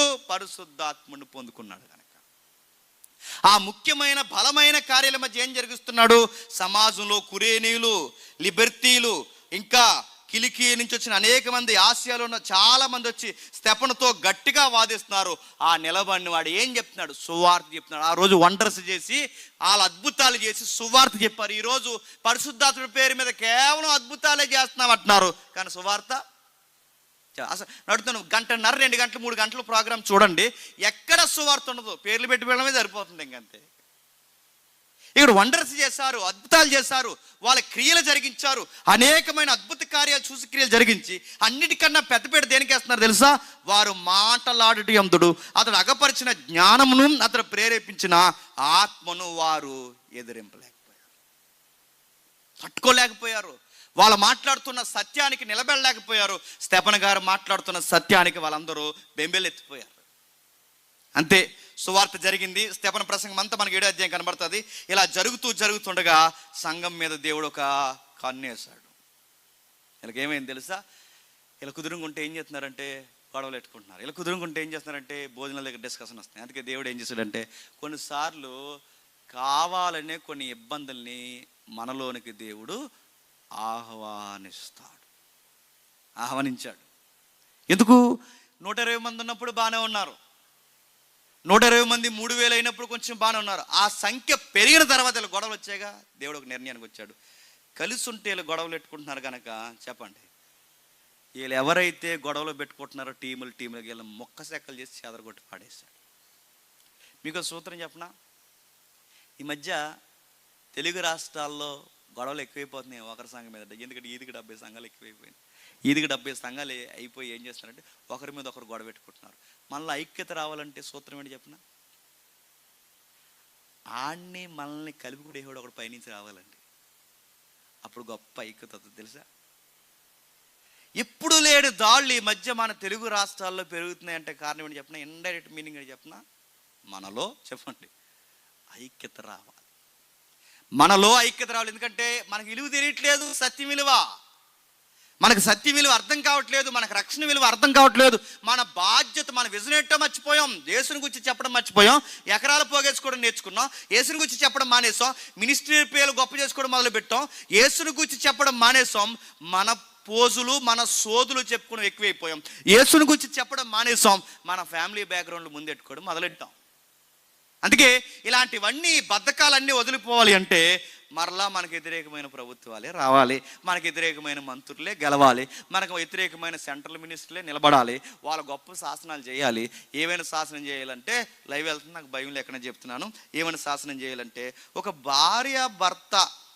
భార్య భర్తని గవర్నమెంట్ సర్టిఫికేట్ ప్రకారం ధృవీకరణ చేసుకోవాలి అంటే ఇప్పుడు నా వైపుకి నా ఇంటి పేరు రావాలంటేనంట నా భార్య హిందూ అని రాయిస్తే కానీ నా భార్య ఇంటి పేరు మారదంట. చూసారు అంటే ఇంత పక్షపాతం. అంటే ఇలాంటి పక్షపాత వైఖరులు అంటే ఎందుకు వస్తాయి తెలుసా. ఇప్పుడు ఎవరు గట్టికాయలో చెప్పండి, ఎవరు పొల్లికాయలో తేలిపోవాలంటే దేవుడు ఏం చేస్తాడు తెలుసా, ఈ బద్ధకరత్తలను కొన్నిసార్లు గుర్తుపెట్టుకోండి, రుద్దేయడానికి దేవుడు ఈ బద్ధకరత్తల్ని అప్పగించాడు. ఏం జరిగింది? 8వ అధ్యాయం. ఆ కాలమందు యెరూషలేము సంఘమున గొప్ప హింస కలిగెను. అపోస్తలులు అందరూ యూదయ సమయ దేశమందంతా చెదిరిపోయి భక్తి గల మనుషులు స్తెఫనును సమాధి చేసి అతను గూర్చి బహుగా ప్రాలాపించారు. 7వ అధ్యాయంలో గొప్ప ప్రసంగం చేసిన ఆ నోరుని ఏం చేశారు? నొక్కేశారు. గొప్ప ఉజ్జీవ ప్రసంగం చేస్తున్న ఆ స్తెఫను ఏం చేశారు? రాళ్ళు ఇచ్చి కొట్టి చంపేశారు. సత్యం చెబుతున్న ఆ యొక్క చక్కటి ఆ ఉజ్జీవ ప్రసంగికుడిని ఏం చేశారు? లేకుండా చేసేసారు. రాళ్ళు ఇచ్చి కొట్టి చంపేశారు. భయంకరంగా ఆయన చిదివేశారు. ఆ చిదివేస్తున్నప్పుడు దేవుడే వాళ్ళకి పర్మిషన్ ఇచ్చాడు. స్తెఫను చనిపోవడానికి దేవుడు వాళ్ళని వదిలేశాడు. సింహాల బోన్ నుండి దానియేలుని కాపాడిన దేవుడు ఎవరిని కాపాడలేదు తెలుసా? చెప్పండి, స్తెఫనుని కాపాడలేదు. ఎర్ర సముద్రాన్ని పాయలు చేసిన దేవుడు ఆ వచ్చిన గుంపుల్ని పాయలు చేయలేదు. ఎరుకో గోళ్ళ పడగొట్టిన దేవుడు ఆ కిలికియని వచ్చిన ఆ మందమద్దులైన ఆ మతోన్మాదుల్ని ఏం అనలేదు. ఎందుకు ఏం అనలేదంటే కారణం, దేవుడు స్తెఫను మరణాన్ని కోరుకున్నాడు. స్తెఫను మరణాన్ని ఎందుకు కోరుకున్నాడు? పెద్ద ఇంటర్నల్ సబ్జెక్టు. స్తెఫను మరణాన్ని ఎందుకు కోరుకున్నాడంటే అక్కడ ఒక మనిషి కల్లారా చూడాలా సాగు. స్తెఫను మరణాన్ని ఎందుకు కోరుకున్నాడంటే కొందరు వ్యక్తుల మదిలో స్తెఫను మరణం ముద్రింపబడాలి. స్తెఫను మరణించాడు. భక్తిగల మనుషులు వెళ్ళారు, సమాధి చేశారు. ఆ సమాధి చేసి ప్రాలాపించారు. ఇలా సమాధి చేసి ఇంకా సమాధి ఆరకుండానే ఇంకొక ఆయన అందరిలోకి వచ్చి దూరేస్తున్నాడు. ఆయన పేరు చెప్పండి, సౌలు. స్తెఫను బాగా గవర్నమెంట్ తిరగబడుతుంది, గొప్ప హింస కలిగింది. ఆ హింస అయిందనగానే ఈ ప్రభుత్వాలు లేదా ఈ మత శాఖలు తిరగబడ్డాయి అనగానే అమ్మయ్యా స్తెఫను చనిపోయి పర్వాలేదులే, కొంచెం ఎక్కడి నుంచైనా సమాధానంగా ఉందాం అనుకునే సమయానికి ఎక్కడెక్కడ ప్రార్థన జరుగుతున్నాయి అక్కడక్కడ మళ్ళీ ఒక ఆయన ఎగేసుకొచ్చేస్తున్నాడు. ఆయన పేరు సౌలు. ఆ మనిషికి స్త్రీలను లేదు, పురుషులను లేదు, ఈడ్చుకుని పోతున్నాడు. ఎక్కడికక్కడే సెరసాల్లో, అరెస్టులో, కేసులు, రకరకాల సంఘాన్ని పాడు చేస్తున్నాడు. అతని జీవిత లక్ష్యం ఎక్కడ సంఘం ఉంటే అక్కడ సంఘం పాడు చేయడమే ఆయన సేవ. ఎక్కడ సేవ చేస్తుంటే వాళ్ళ మీద కేసులు పెట్టడమే ఆయన సేవ. సెరసాల్లో ఏంచడమే ఆయన సేవ. ఇది గొప్ప సేవగా చేస్తున్నాడు. ఈ సేవ చేస్తున్నప్పుడు నలిపేశారు, ఎంతమందిని తరిమేయాలో తరిమేశాడు, రకరకాల విషయాలకి చెదరగొట్టేశాడు. ప్రభు అయిన యేసుక్రీస్తు వారు ఆ మనిషికి ఎదురడిపోయాడు. ఎక్కడికి వెళ్తున్నావు అని అడిగారు. పలానా ప్రభువా మీరెవరు అని అడిగారు. నువ్వు హింసించున్న యేసుని నేనే. ఏ వ్యక్తి అయితే సంఘాన్ని హింసిస్తున్నాడో ఆ వ్యక్తికి యేసు ప్రభువు ఎదురు పడిపోయిన తర్వాత ఆ ఎదురు పడితే ఆ సౌలు అన్నాడు, నువ్వెవరు ప్రభు అని అడిగితే నువ్వు హింసించుచున్న యేసుని అనగానే, ప్రభువా నన్ను క్షమించు, ఇప్పుడు నన్ను ఏం చేయమంటావని ఆ వ్యక్తి మారిపోయాడు. సంఘం అనుకుంది, అమ్మయ్య సౌలు పౌలుగా మారిపోయాడు అనుకునే సమయానికి ఒక చెడ్డ వార్త యాకోబును పట్టుకొని తలకాయ నరికేయడానికి సిద్ధమైపోయారు. శ్రమలు పెరిగాయంటే ఇంకా పెరిగిపోయాయి, ప్రభుత్వాల నుంచి పెరిగిపోయాయి, మత శాఖల నుంచి పెరిగిపోయాయి, రకరకాల విషయాల నుంచి పెరిగిపోతున్నాయి. ఇలాంటి శ్రమలు రోజు రోజుకి పెరిగిపోయే పరిస్థితుల్లో ఈ ఉక్కిరి బిక్కిరి మధ్య, అంటే శ్రమల గుండా పరిస్థితులు కూడా నడుస్తున్నాయి. భవిష్యత్తులో యాకోబు నరికేయబోతున్నారు. ఈ భవిష్యత్తులో యాకోబు నరికేయబోయే ఆ పరిస్థితికి ముందు, స్టెఫను సావుకు మధ్యలో ఈ పరిస్థితికి ముందు, ఈ రెండింటి మధ్య ఈ 3,000-4,000 మంది సంఘం ముక్కలుగా ఆ ప్రాంతాలకి చెదిరిపోయారు. చెదిరిపోయారు. కానీ ఈ చెదిరిపోయిన వాళ్ళకి మాత్రం ఒక మంచి యాటిట్యూడ్ ఉంది. ఎక్కడికి పోయినా ఆ నేర్చుకున్న 4 ముక్కలు చెప్పండి చెబుతుంటారట. సంఘానికి ఉండాల్సిన మంచి గుణం ఏంటి చెప్పినా, ఎన్ని గొడవలు ఎలాగున్నా చెప్పండి సువార్త చెప్పాలి. మనం ఎన్ని గొడవలు ఎలాగున్నా సువార్త చెప్పం. ఏం చెప్పుకుంటాం చెప్పండి? గొడవలు చెప్పుకుంటాం. ఇంకా అప్పారావు గారు ఇలాగ అన్నారంట తెలుసా, అలా అంటాడు అప్పారావు. అసలు అప్పారావు కోసం పొల్లమ్మ కోసం చెప్పుకుంటాం. సువార్త మానంతో ఏం చెప్పుకుంటాం చెప్పండి? గొడవలు చెప్పుకుంటాం. వాళ్ళు ఏం చేశారంటే గొడవలే, కానీ ఏం చెప్పారు చెప్పండి? సువార్త చెప్పారు. చెదిరిపోయిన వాళ్ళందరూ పట్టు చేత పెట్టుకుని సువార్త చెప్పడానికి వెళ్ళిపోయారు. 11:19 స్టెఫను విషయమే కలిగిన శ్రమను బట్టి చెదిరిపోయిన వారు యూదులకు తప్ప మరి ఎవరికి నీ వాక్యం బోధింపక ఫెనీకే, కుప్ర, అంతియోకియా ప్రదేశముల వరకు సంచరించిరి. కుప్రేనీలు కొందరును కురేనీలు కొందరును వారిలో ఉండిరి. వీరి అంతియోకియాకు వచ్చి గ్రీసు దేశపు వారితో మాట్లాడుచు ప్రభు అయిన యేసుని గూర్చి సువార్త ప్రకటించుచుండరి. ప్రభు హస్తము వారికి తోడై ఉండిన గనక నమ్మిన వారు అనేకులు మళ్ళీ ప్రభు తట్టుదిరి. మీకు ఈ చదువుతుంటే మీకు ఏమనిపిస్తుంది? యెరూషలేము సంఘం ఎలాగైతే డెవలప్ అయ్యిందో చెప్పండి, ఇప్పుడు మళ్ళీ అలాగే ఒక కొత్త సంఘం పుట్టుకొస్తుంది. కొత్త సంఘాలు ఎలా పుట్టుకొస్తాయి?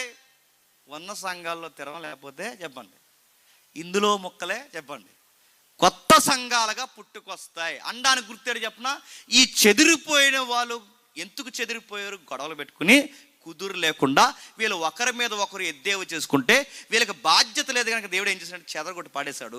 ఈ చెదరగొట్టిన వారు అక్కడక్కడ పరారైపోయిన తర్వాత వెళ్ళిపోయిన వారు సువార్త చెప్తున్నారు. నాణ్యమైన వాళ్ళు కొంతమంది సువార్త చెప్తుంటే మళ్ళీ కొత్త సంఘం ఒకటి కట్టబడుతుంది. వీళ్ళని వారు ఏం చేస్తున్నారు? వీళ్ళు ఏదో కూలీనాలు చేసుకుంటున్నారు. సాయంత్రానికి వచ్చి ఆ లూదియా ప్రార్థన పెట్టుకుంటారు చూసారా అని, అది వడ్న అలాంటి ప్రార్థన ఏదో పెట్టుకుంటున్నారు. ఆ ప్రార్థన పెట్టుకుంటే 4-3 కూడుకుంటే ఏంటి బ్రదర్ జరుగుతుందంటే దాన్ని ప్రేయర్ అంటారు బ్రదర్ అన్నారు. ఓకే, ఏం చెప్తారు అక్కడ అంటే, వచ్చి కూర్చుంటున్నారు. అరే బెల ఉంది, చాలా వాదార్పు ఉంది, ఏంటి దేవుడు ఎంతగా మన కొరకు బలయ్యాడంటే, అవునండి ఇతను ఇంకో ఇద్దరిని తీసుకొస్తున్నాడు. ఇలా ఒకరికొకరు వచ్చి వాదార్పు పొందుతున్నారు. ఇందులో ఇలా కొంతమంది జాయిన్ అయిపోయారు. ఎంతమంది అంటే ఫెనీకే, కుప్ర, అంతియోకియా, కురేనియా, ఇంకా గ్రీసు దేశం మాట్లాడేవారు చాలామంది. వీళ్ళందరూ వచ్చి రోజుకి 4, 8 అయ్యారు, 8, 10 అయ్యారు, 10, 15 మంది అయ్యారు, 20 మంది అయ్యారు, 30 మంది అయ్యారు, 40 మంది అయ్యారు, 100 మంది అయిపోయారు. ఉన్న పాటున చిన్న కూడుకులు కాస్త ఒక పెద్ద సంఘం అంతా కూడికైపోయింది. ఈ వార్త 12 మంది చెవిలో పడ్డాయి. బ్రదర్ అక్కడ చాలామంది సంఘంగా కూడుకుంటున్నారట. మనం 12 మంది ఎక్కడున్నాం? కాపర్ లేని గొర్రెల వలె ఉన్నారు. వాళ్ళకు ఒక కాపర్ కావాలి. మనలో ఎవరిని పంపిద్దాం అని వాళ్ళు డిస్కషన్ పెట్టుకున్నారు. ఎవరిని పంపిద్దామంటే నమ్మకస్తుడు ఎవరున్నారు? బర్నబాను పంపిద్దాం అన్నారు. బర్నబా అంటేనే నమ్మకస్తుడు, బర్నబా అంటేనే ఆదరణపుత్రుడు. బర్నబాకున్న గొప్ప గుణం ఏంటంటే ఎక్కడికి వెళ్ళినా పులలు పెట్టడు. ఎక్కడికి వెళ్ళినా బర్నబా ఏం చేస్తాడంటే పోయే వాళ్ళని కూడా చెప్పండి తీసుకుని వస్తాడు. అందుకే ఆయన పేరే ఆదరణపుత్రుడు. ఎక్కడికి వెళ్ళిన టీములు ఫామ్ చేయడు. ఏం చేస్తాడంటే ఆయన తీసుకుని వస్తాడు, కడతాడు, పట్టుకుంటాడు. అందుకే ఎవరిని తీసుకెళ్దాం? ఆయన తీసుకెళ్దాం. ఆయనకి దాతృత్వం కూడా ఎక్కువ. ఆయన భూమిని రాసి ఇచ్చేసాడు సంఘానికి. ఎవరికి? సంఘానికి. తమ భూమిని అంటే ఆయన పొలాన్ని సంఘానికి ఇచ్చేసాడట. ఆయన డబ్బుల మీద ఆస్తున్న మనిషి కాదు, నలుగురితో పొగిడించుకునే రకం కాదు. ఆయనకి తక్కువ ఎక్కువ అని ఏం ఆలోచించడు. నేనే ముందుండాలన్న ఇలాంటి తహతహలు ఏముండో. ఆ మనిషికి కావాల్సింది ఏంటంటే సంఘం విస్తరించాలి, సువార్త విస్తరించాలి, సువార్త ఎలాగైనా వ్యాప్తి చెందాలి. ఇలాంటి ఆతృత కలిగిన వాడు కనుక ఈయన బాగుంటాడు. ఈయన పంపించిందంటే వచ్చి ఏం చేశాడు?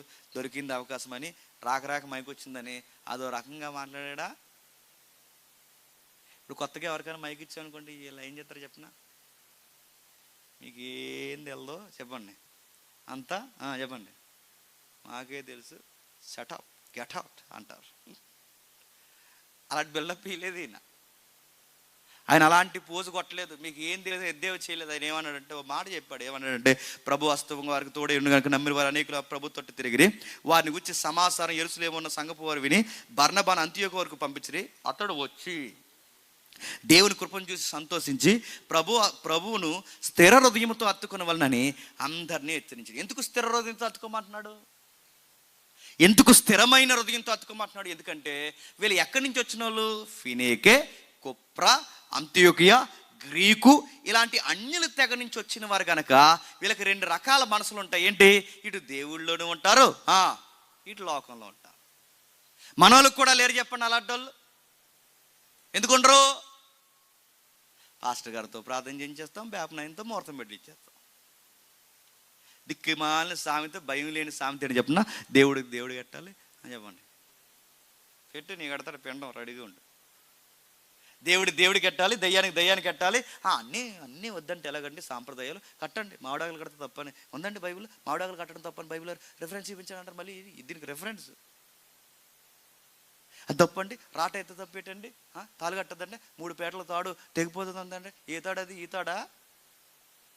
అది 3 పేటల తాడు తెగిపోదండి. రకరకాల ఏ తాడు కలిపేసి అక్షింతలు వేయొద్దాను, అక్షింతలు అయిపోతే పూలు వేయండి రా అన్నారట. ఏదో నీకు ఆ ఫీలింగ్ ఉంటే కానీ నీకు పెళ్ళగా పెట్టేస్తుంటారు. ఇవన్నీ చేసేది ఎవరంటే ఎవరో తెలుసా? ఆ మధ్యకాలంలో నేను చాలా ప్రసంగాలు చెప్పాను. చర్చి కట్టడానికి పాస్టర్ గారే బేపనాయంతో ముహూర్తం పెట్టించడానికి వెళ్ళాడు. ఇంకేమనాలండి? ఇంకా గొడవలేదు. ఇంకా మా ఊర్లో అయితే ఇంకెంత భయం లేని, పిడుగు లేని, భయం లేని గడుచుపిండాలు ఉన్నాయంటే, మా ఊర్లో గడుచుపిండాలు ఉన్నాయి. ఎంత భయం లేని గడుచుపిండాలు అంటే ప్రార్థన చేసి భోగమంటే మా ఊర్లో పిచ్చెక్కిపోద్ది ఇవన్నీ చూస్తుంటే. అటో కడుగు, ఇటో కడుగు, అదే వద్దన్నాడు. అదే వద్ద ఉంటే పూర్తిగా దేవుళ్ళు, లేదా పూర్తిగా నమ్మకాల్లో ఉంటే పూర్తిగా నమ్మకాలు ఉండు, లేదా దేవుళ్ళు ఉండు. స్థిరంగా ఉండండి. శ్రమస్తే వెళ్ళిపోకండి, శ్రమస్తే కదిలిపోకండి. ఇక్కడ వస్తుందని ఇప్పుడు ఇక్కడికి వచ్చి రేపు అక్కడికి వస్తాను అక్కడికి పోయి, రేపు పొద్దున అక్కడ వస్తాను అక్కడికి పోయి ఇలా తిరుగుతూ పోతే రేపు పొద్దున ఈ దేవుడు కదా ఇంకో దేవుడు అంటే ఆ దేవుడి దగ్గర పోతారా? జాగ్రత్త, ఈ దేవుడి దగ్గర అలాంటి కుదరవని చెప్తున్నాడు బర్నబా వెళ్ళి. అయ్యో ఇలా గద్దిస్తే ఆగిపోతారేమోనంటే, ఆగిపోయేది ఉంటే ఇప్పుడు ఆగిపోతారు. ఇలా గద్దించకుండా వాళ్ళని మభ్య పెట్టడం చాలా తప్పు. ఆగిపోయేది ఉంటే ఇప్పుడు ఆగుతారు. అందుకే చెప్తున్నాడు చూడండి, వాళ్ళని గద్దించాడు, స్థిరంగా ఉండమని చెప్పాడు. ప్రభువుని స్థిర హృదయంతో అత్తుకోవాలి. ప్రభువుని అత్తుకోవాలి, ఇంకేం అత్తుకోకండి. ఏ నమ్మకాలు అత్తుకోకండి, ఏ లోకాన్ని అత్తుకోకండి, ఏ వ్యక్తుల బంధాలని అత్తుకోకండి. మరి దేన్ని అత్తుకోవాలి? ప్రభువుని అత్తుకోండి. ప్రభువుని స్థిర హృదయంతో అత్తుకోవాలి. వాళ్ళని వారిని హెచ్చరించంటే ఎలా ఉంటుందండి? హెచ్చరించినంటే ఎలా చెప్తాడండి? హెచ్చరించడం అంటే కూలిగా చెప్పడమా? హెచ్చరించడం అంటే గట్టిగా, చాలా గట్టిగా కళ్ళెర చేసి మరీ చెప్పాడు. వాళ్ళకి హెచ్చరించి మరీ చెప్పాడు.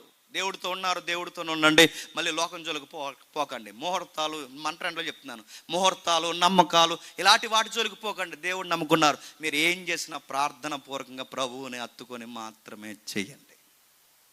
దేవుని మీద మాత్రమే బలంగా ఉండండి. దేవుడు అన్నారు ఇక దేవుడు అనండి. దేవుడు పెడతారు ఇక దేవుడికి పెట్టండి. దేవుడితో ఉండాలనుకునే దేవుడితోనే ఉండండి. 2 అడుగులు లేకండి. గట్టిగా గద్దించారు. ఎందుకంటే వాళ్ళు అన్యుల నుంచి వచ్చిన వారు కనుక, అన్యుల్లో మిళితమైన ప్రాంతాలు కనుక, వాళ్ళు సమాజ మందిరాల్లో నుంచి కూడా, యోదయ మందిరాల నుంచి కూడా వచ్చిన వాళ్ళు కనుక ఈ అమావాసాలు, ఉపవాసాలు వీటి జోలికి పోవద్దని గట్టిగా వారిని హెచ్చరించాడు. అయితే అతడు పరిశుద్ధాత్మతోనూ విశ్వాసంతో నిండుకున్న సత్పురుషుడు గనక బహుజనులు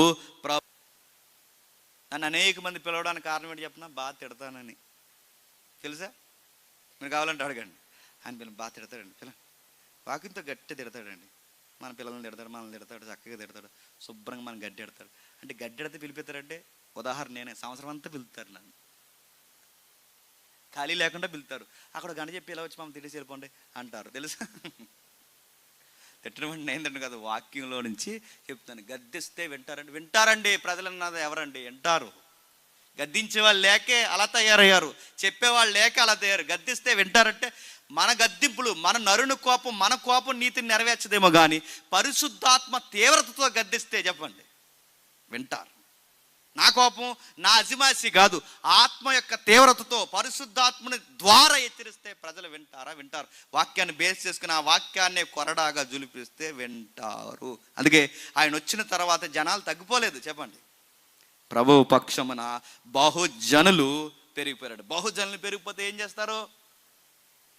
ఇక మొత్తానికి అపోస్తులు ఫోన్ బ్లాక్ లిస్టులు పెట్టారు.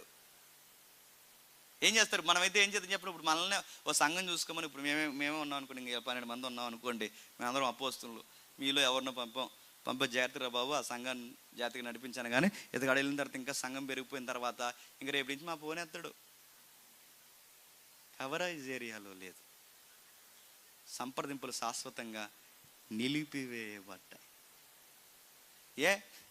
అక్కడ బాగా ఇక మొత్తానికి సంప్రదింపులు ఉండవు. ఒక ఏం జరుగుతుందో చెప్పడం. ఎందుకంటే సంఘము రాను ఏమైపోద్దంటే అదొక బ్యాంక్ అకౌంట్ లాగా తయారు చేసేసుకుంటారు. ఒక సేవకుల సదస్సు జరుగుతుంది. ఆ సేవకుడు భలే అన్నాడండి, నాకు భలే నచ్చింది. 500 మంది సేవకులు వచ్చారు. ఆ సేవకుల సదస్సులో ఆ పెద్ద ఆయన ఏమన్నాడంటే, చిన్న అమ్మాయికి పెళ్లి చేస్తామండి, దేవుని దయ వల్ల, అలాగే పెద్ద అమ్మాయికి పెళ్లి చేస్తామండి, అల్లుళ్ళు ఇరువురికి కట్నం ఏమిస్తామంటే చిన్నల్లుడికి చిన్న సంఘం ఇచ్చేసామండి, పెద్దలుడికి పెద్ద సంఘం ఇచ్చామండి కట్నం. ఏంటి, సంఘాన్ని కట్నంగా ఇస్తారా? అంటే సంఘాలు ఏమనుకుంటున్నారు? కట్నాలుగా నడుతున్నాను. సంఘాన్ని కట్నంగా ఇచ్చడం ఏంటండి? ఏమనుకుంటున్నారు చెప్పండి? ఏటీఎం సెంటర్లు అనుకుంటున్నారండి సంఘాలంటే. నలుగురు పోగైతే ఏమనుకుంటున్నారు తెలుసు? ఇంకా డోకాలేదు అనుకుంటున్నారు. నలుగురు పోగైతే ఏమనుకుంటున్నారు తెలుసు? పర్లేదు అనుకుంటున్నారు. ఏం పర్లేదు. సంఘం అంటే మనం బతికేది కాదు. సంఘం అంటే ఏటీఎం సెంటర్ కాదు. సంఘం అంటే మనల్ని పోషించేది కాదు. సంఘం అంటే ఏంటో తెలుసా? సత్యానికి స్తంభం. వాక్యానికి నిలయం, దేవుని ప్రేమకు కేంద్ర స్థానం. వాక్యం చెప్పి అదిగో సత్యం అక్కడ ఉంది అని సంఘానికి ఏలెత్తి చూపించే ఒక సాక్ష్యం. అందుకే ఆయన వచ్చిన తర్వాత ఫోన్ ఆపే లేదు, కవరేజ్ లేదని లేదు, లేదా ఆ రోజుల్లో ట్రెండ్లో ఉన్నట్టు ఉత్తరాలు రాయడం, సంప్రదింపులు మానేయలేదు. ఒక పని చేశాడు. నేను ఒక్కడ ఉండాలి, ఇంకెవరు రాకుండా ఉండిపోవాలనుకోలేదు. ఏం చేశాడంటే, వర్క్ బాగా జరుగుతుంది, ప్రజలు పెరుగుతున్నారు, ఒక్కడు ఉంటే సరిపోదు, నాయకత్వ లక్షణాలు అనిపించుకో. నాయకత్వ లీడర్ క్వాలిటీస్ ఏంటంటే, పబ్లిక్ పెరుగుతున్నారు కనుక రకరకాల ప్రజలు తెలివి కలిగిన వారు వస్తున్నారు. ఇప్పుడు నేను ఒక్కడు ఉంటే సరిపోదు, ఇంకా నాలెడ్జ్ పర్సన్ ఎవరైనా ఉంటే బాగుంటుంది, ఎవరు ఉంటే బాగుంటుంది అబ్బా అనుకున్నప్పుడు ఆయనకి స్ట్రైక్ అయింది, ఆ సౌలు ఉంటే బాగుంటుంది. నేను చెబితేనే పబ్లిక్ ఎలా పెరుగుతున్నారంటే, సౌలే గనక మైకట్టుకుంటే పబ్లిక్ ఇంకా పెరుగుతారు, జనాల్లో ఇంకా రివైవల్ స్టార్ట్ అవుతుంది. ఎక్కడ ఎవరిని పిలుద్దాం? అక్కడ ఉన్నాడు, వెళ్ళాడు, సౌలుని తోడుకుని వచ్చాడు, సౌలుని పట్టుకుని వచ్చాడు. ఆ పట్టుకుని వస్తున్నప్పుడు అక్కడ పదం రాయబడుతుంది చూడండి. అంతటా అతడు సౌలుని ఎత్తుకుటకు తార్సునకు వెళ్ళి అతను కనుగొని, ఆ స్థానంలో తనొక్కడిని ఉండట్లేదండి, మరొక స్పీకర్ని కూడా ఏం చేస్తున్నాడు చెప్పండి? ఇన్వాల్వ్ చేస్తున్నాడు. రండి బ్రదర్ కలిసి చేద్దాం. ఎప్పుడు మంచి స్పీకర్లకు ఉండే గుణం ఏంటి చెప్పిన? ఒకరినొకరు కలుపుకుంటున్నారంటే సంఘానికి అది దీవెనకరంగా ఉంటుంది. నేనే ఎప్పుడు నియంతలా ఉన్నాను అనుకోండి, గుర్తుపెట్టుకోండి, నేనే ఎప్పుడు నియంతలా ఉన్నాను అనుకోండి, సంఘం ఎదగదు. రావాలి, ఇంకా స్పీకర్లు ఎదగాలి, అనేక మంది స్పీకర్లు కలవాలి, సంఘానికి అనేక మంది చెప్పాలి, అందరూ కలిసికట్టుగా సంఘానికి చెప్తే సంఘం ఆత్మీయంగా ఎదుగుద్ది. ఇది ఎవరు ఆలోచిస్తారంటే, వాక్యంలో లోతైన ఏరున్న స్పీకర్స్ మాత్రమే ఆలోచిస్తారు. చాలామంది స్పీకర్లు, దైవజనులు, వాళ్ళకి వాక్యం చెప్పడం వచ్చు, వాళ్ళే వాక్యం చెప్పకుండా అప్పుడప్పుడు మాలాటోళ్ళని ఎందుకు పిలుస్తారు?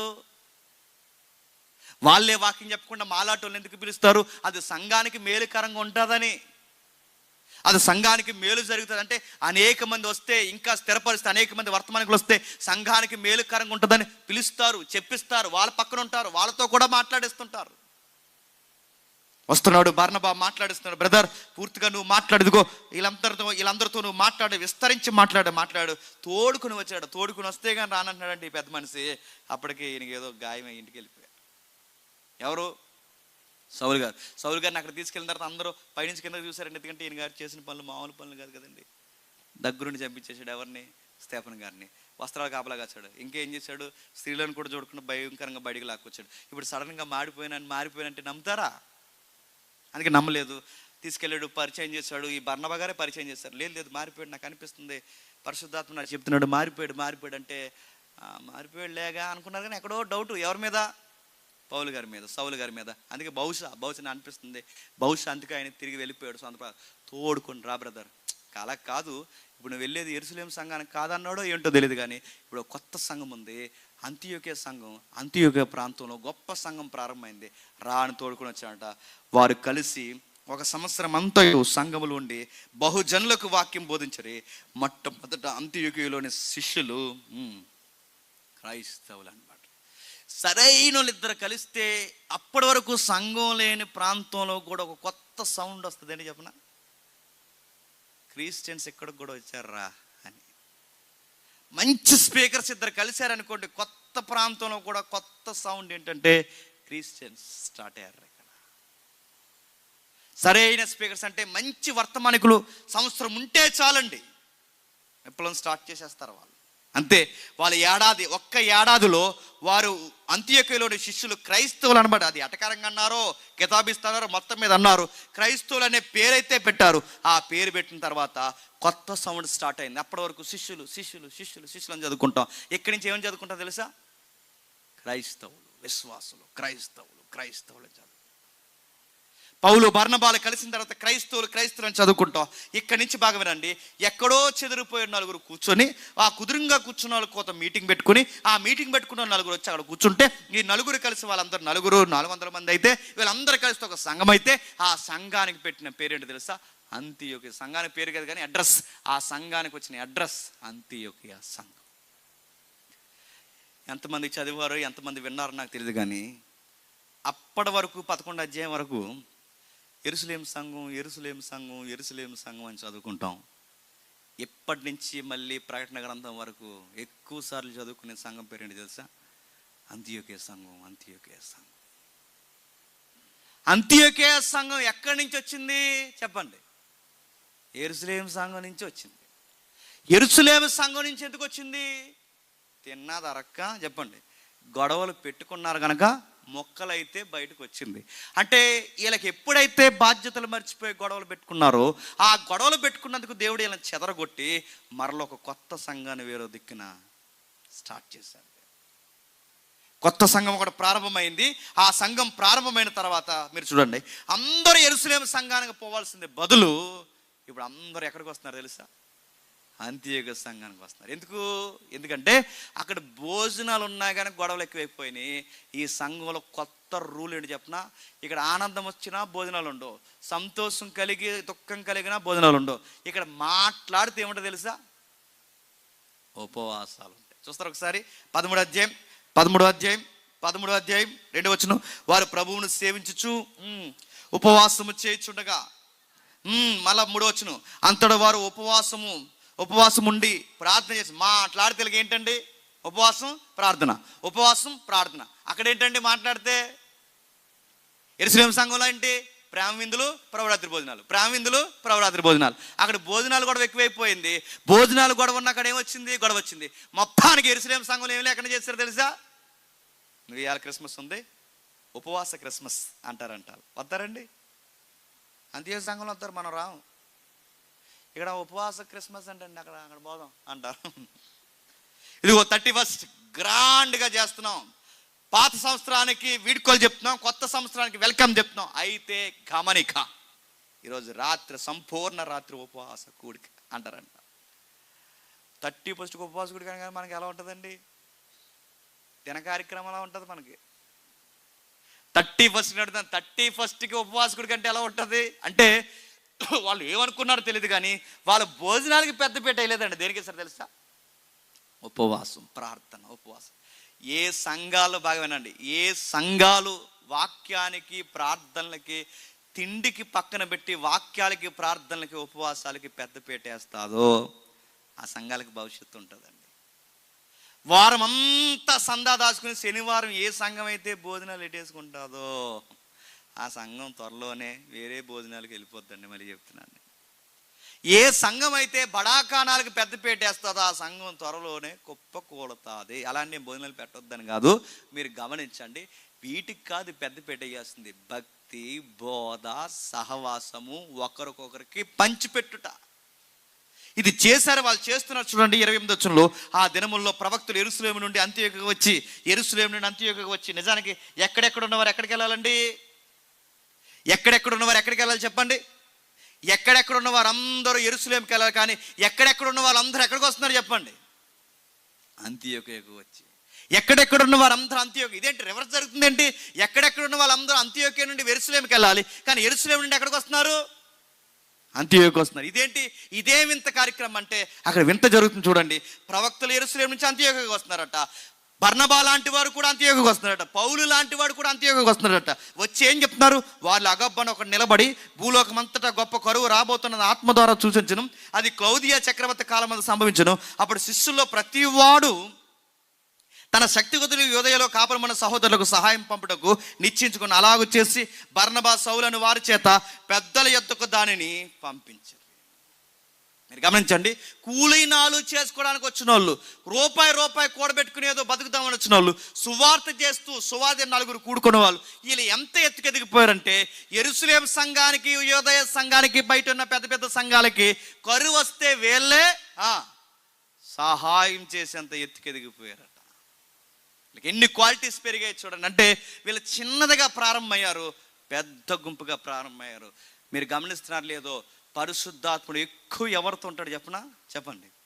ఏ సంఘాలైతే సువార్తకు పెద్ద పెట్టేస్తాయో, ప్రార్థనకు పెద్ద పెట్టేస్తాయో, ఉపవాసాలకు పెద్ద పెట్టేస్తాయో, ఏ సంఘం అయితే సిలువను కూర్చున్న వార్త భుజాల మీద పెట్టుకుని తిరుగుతుందో ఆ సంఘంతో ఎవరుంటారో తెలుసా? పరిశుద్ధాత్మ. అందుకే ఆత్మదేవుడు వచ్చాడు, కరువు రాబోతుందని చెప్పాడు. వాళ్ళ శక్తి కొలది ఇతరులకి సహాయం చేసేంత ఎత్తుకెదిగారంట. యెరూషలేము సంఘాన్ని మీరు చదవండి. యెరూషలేము సంఘం అనే పదం మరుగవుతుంది, అంత్యోక్య సంఘం అనే పదం తెర మీదకి వస్తుంది. ఈరోజు సంఘాలు నడిపిస్తున్న దైవజనులు ఎవరున్నా, సంఘాలుగా మీరున్నా, మీ సంఘం దినదినం అభివృద్ధి పొందాలి అంటే అంత్యోక్య లాంటి ప్రవర్తన నేర్చుకోండి. మీ సంఘం త్వరలోనే ఆరిపోద్దనడానికి గుర్తేంటి చెప్పనా? యెరూషలేము సంఘం లాగే భోజనాల దగ్గర చిన్న చిన్న గొడవలు పెట్టుకుంటూ తిరిగారో, త్వరలోనే సంఘం ఏమవుతుందో తెలుసా? ఆరిపోతారు. ఏమీ రానులతో కూడా సువార్త చెప్పిస్తాడంటే, ఇదిగో ఏమీ రానులతో కూడా సువార్త చెప్పించి ఒక పెద్ద సంఘం కట్టించి ఆ సంఘానికి పౌలు లాంటి వాడికి ఎలకంబోర్డు పెట్టారు. ఆ సంఘంలో ఎలా ఎదిగిపోయారు చూడండి. ఎంతమంది వచ్చారు ఆ సంఘంలో కంటే 13వ అధ్యాయం మొదటి వచనం.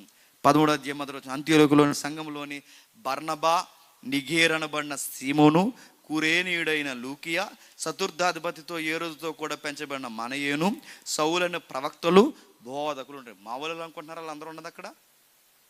వీళ్ళందరూ ఎక్కడ ఉండాలండి? యెరూషలేము సంఘంలో ఉండాలి. కానీ వీళ్ళందరూ ఎక్కడ ఉన్నారండి? ఎందుకున్నారండి? కుదురుంగున్న వారు కుదురుండగా ఏం చేశారండి? భోజనాల దగ్గర గొడవలు పెట్టుకున్నారు. భోజనాల దగ్గర గొడవ పెట్టుకుంటే దేవుడు ఏం చేశాడు?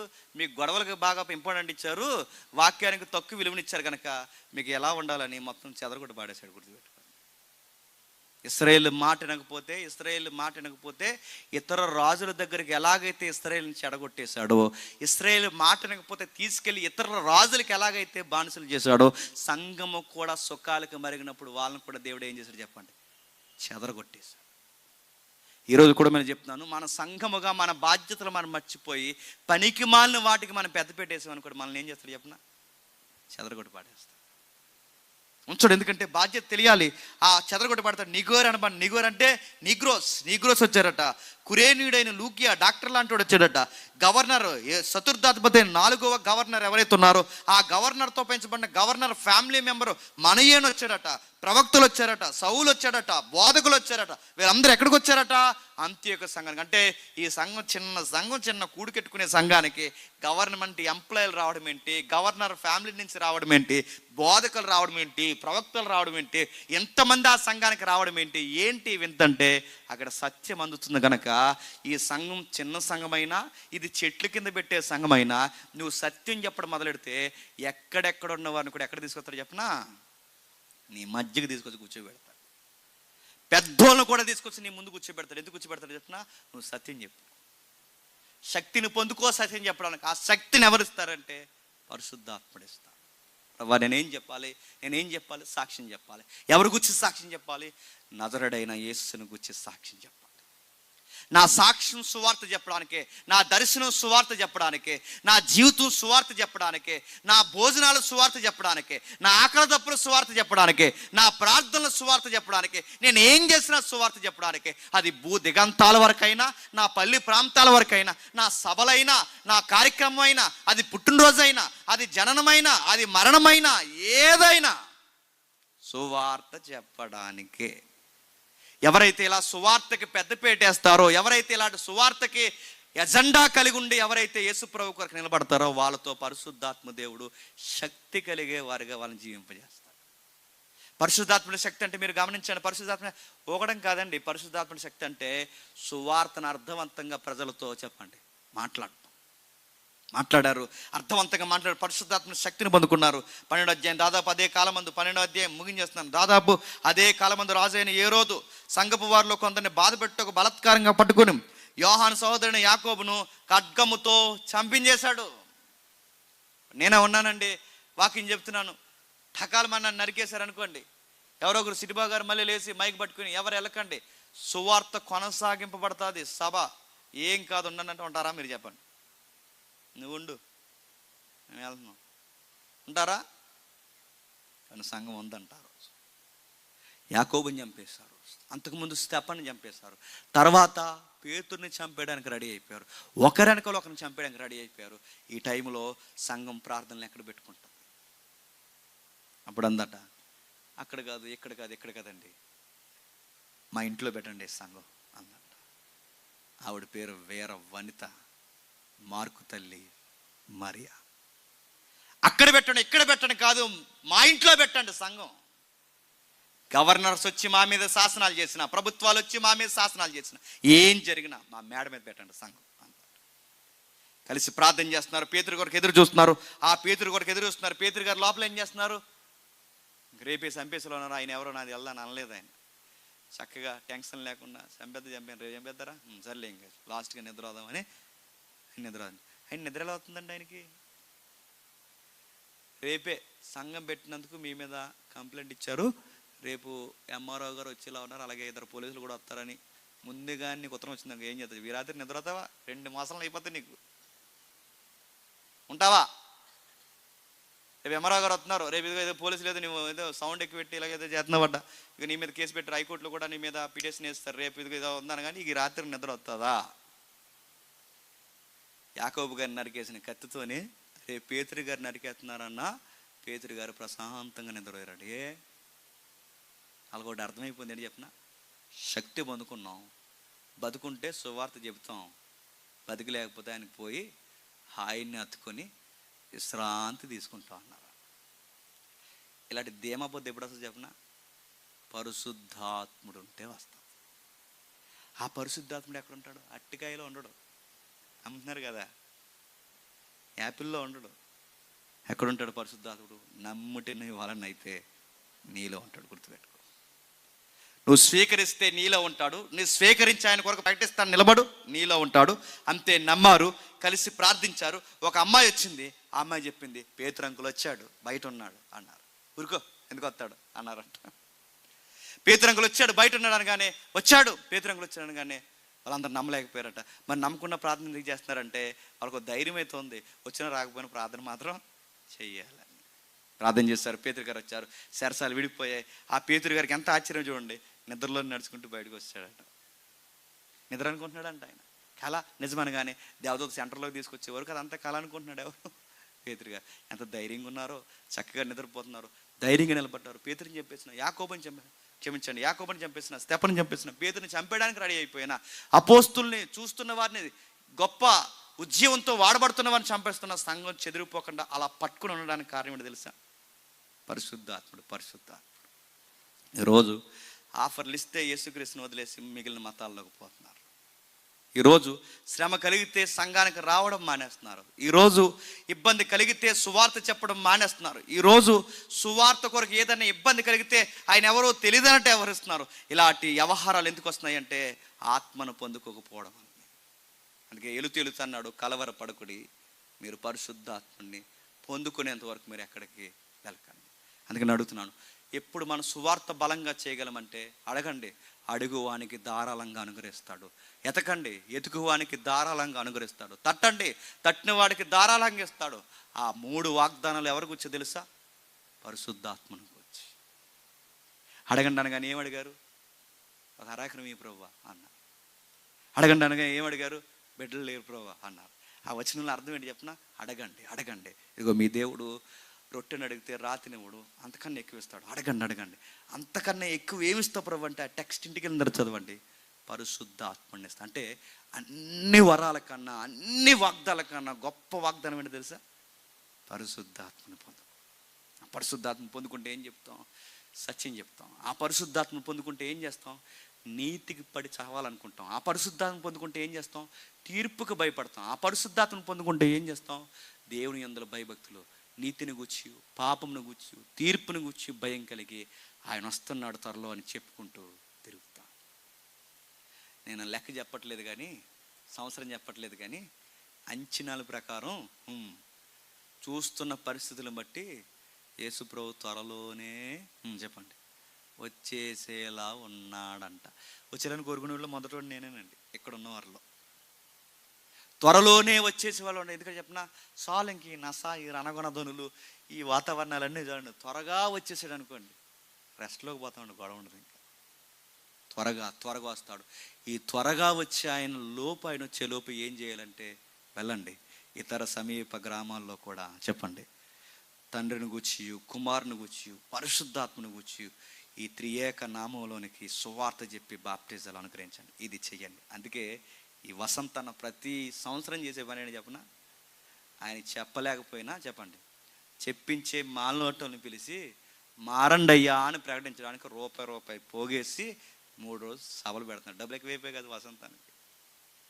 సువార్త చెప్పిస్తున్నాడు. ఎందుకు చెప్పిస్తున్నాడు? ఇదిగో చెప్పాలి. ఆయన వచ్చే సమయానికి, ప్రభు వచ్చే సమయానికి సంతలో ఉన్నాం అనుకోండి, సంతలో కోడిగుడ్లు కొంటూ ఉన్నాం అనుకోండి, కోడిగుడ్ల దగ్గర వచ్చేస్తే ఏమైపోతుందండి? పిండి రూపు దగ్గర ఉన్నాం అనుకోండి, ఏమవుతుంది? ఆయన వచ్చే టైంకి ఏమంటారు చెప్పండి? ఎప్పుడు కోరుకునేది అదే అండి. సరిగ్గా ఆయన వచ్చే సమయానికి సంతల్లోనూ ఫంక్షన్లో కాదు, సరిగ్గా ఆయన వచ్చే సమయానికి సువార్తలో ఉన్నారు. అంతేనండి, ఇంకంతకన్నా బ్యూటీ ఏం లేదండి. ఆయన అలా వచ్చే సమయానికి అలా సువార్తలు ఉన్నాం అనుకోండి, ఇంతకన్నా దాన్ని లేదు. ఎలా ఉన్నవారం అలా మేఘాల మీద లేచిపోతాం. అందుకే ఆయన వచ్చే లోపు మనం పని చేద్దాం. వెళ్ళండి, ఈ వాగ్దానమును పొందుకోండి. ఇతర సమీప గ్రామాల్లో మీరు కన్న వాటిని, విన్న వాటిని ప్రకటించండి అని శిష్యులకు ఎలా అయితే చెప్పారో, ఈరోజు నేను చెప్తున్నాను, మీరు విన్న వాటిని, మీరు నేర్చుకున్న వాటిని, ఈ 3 రోజులు మీరు ఎరిగిన వాటిని మీ ఇతర ప్రాంతాలకు, మీ సమీప ప్రాంతాలకు ప్రకటించండి. ప్రభు త్వరలోనే రాబోతున్నాడు. వధువు సంగమా సిద్ధపడు, నీ వరుడు సమీపంనే ఉన్నాడు. దేవుడు మిమ్మల్ని దీవించును గాక.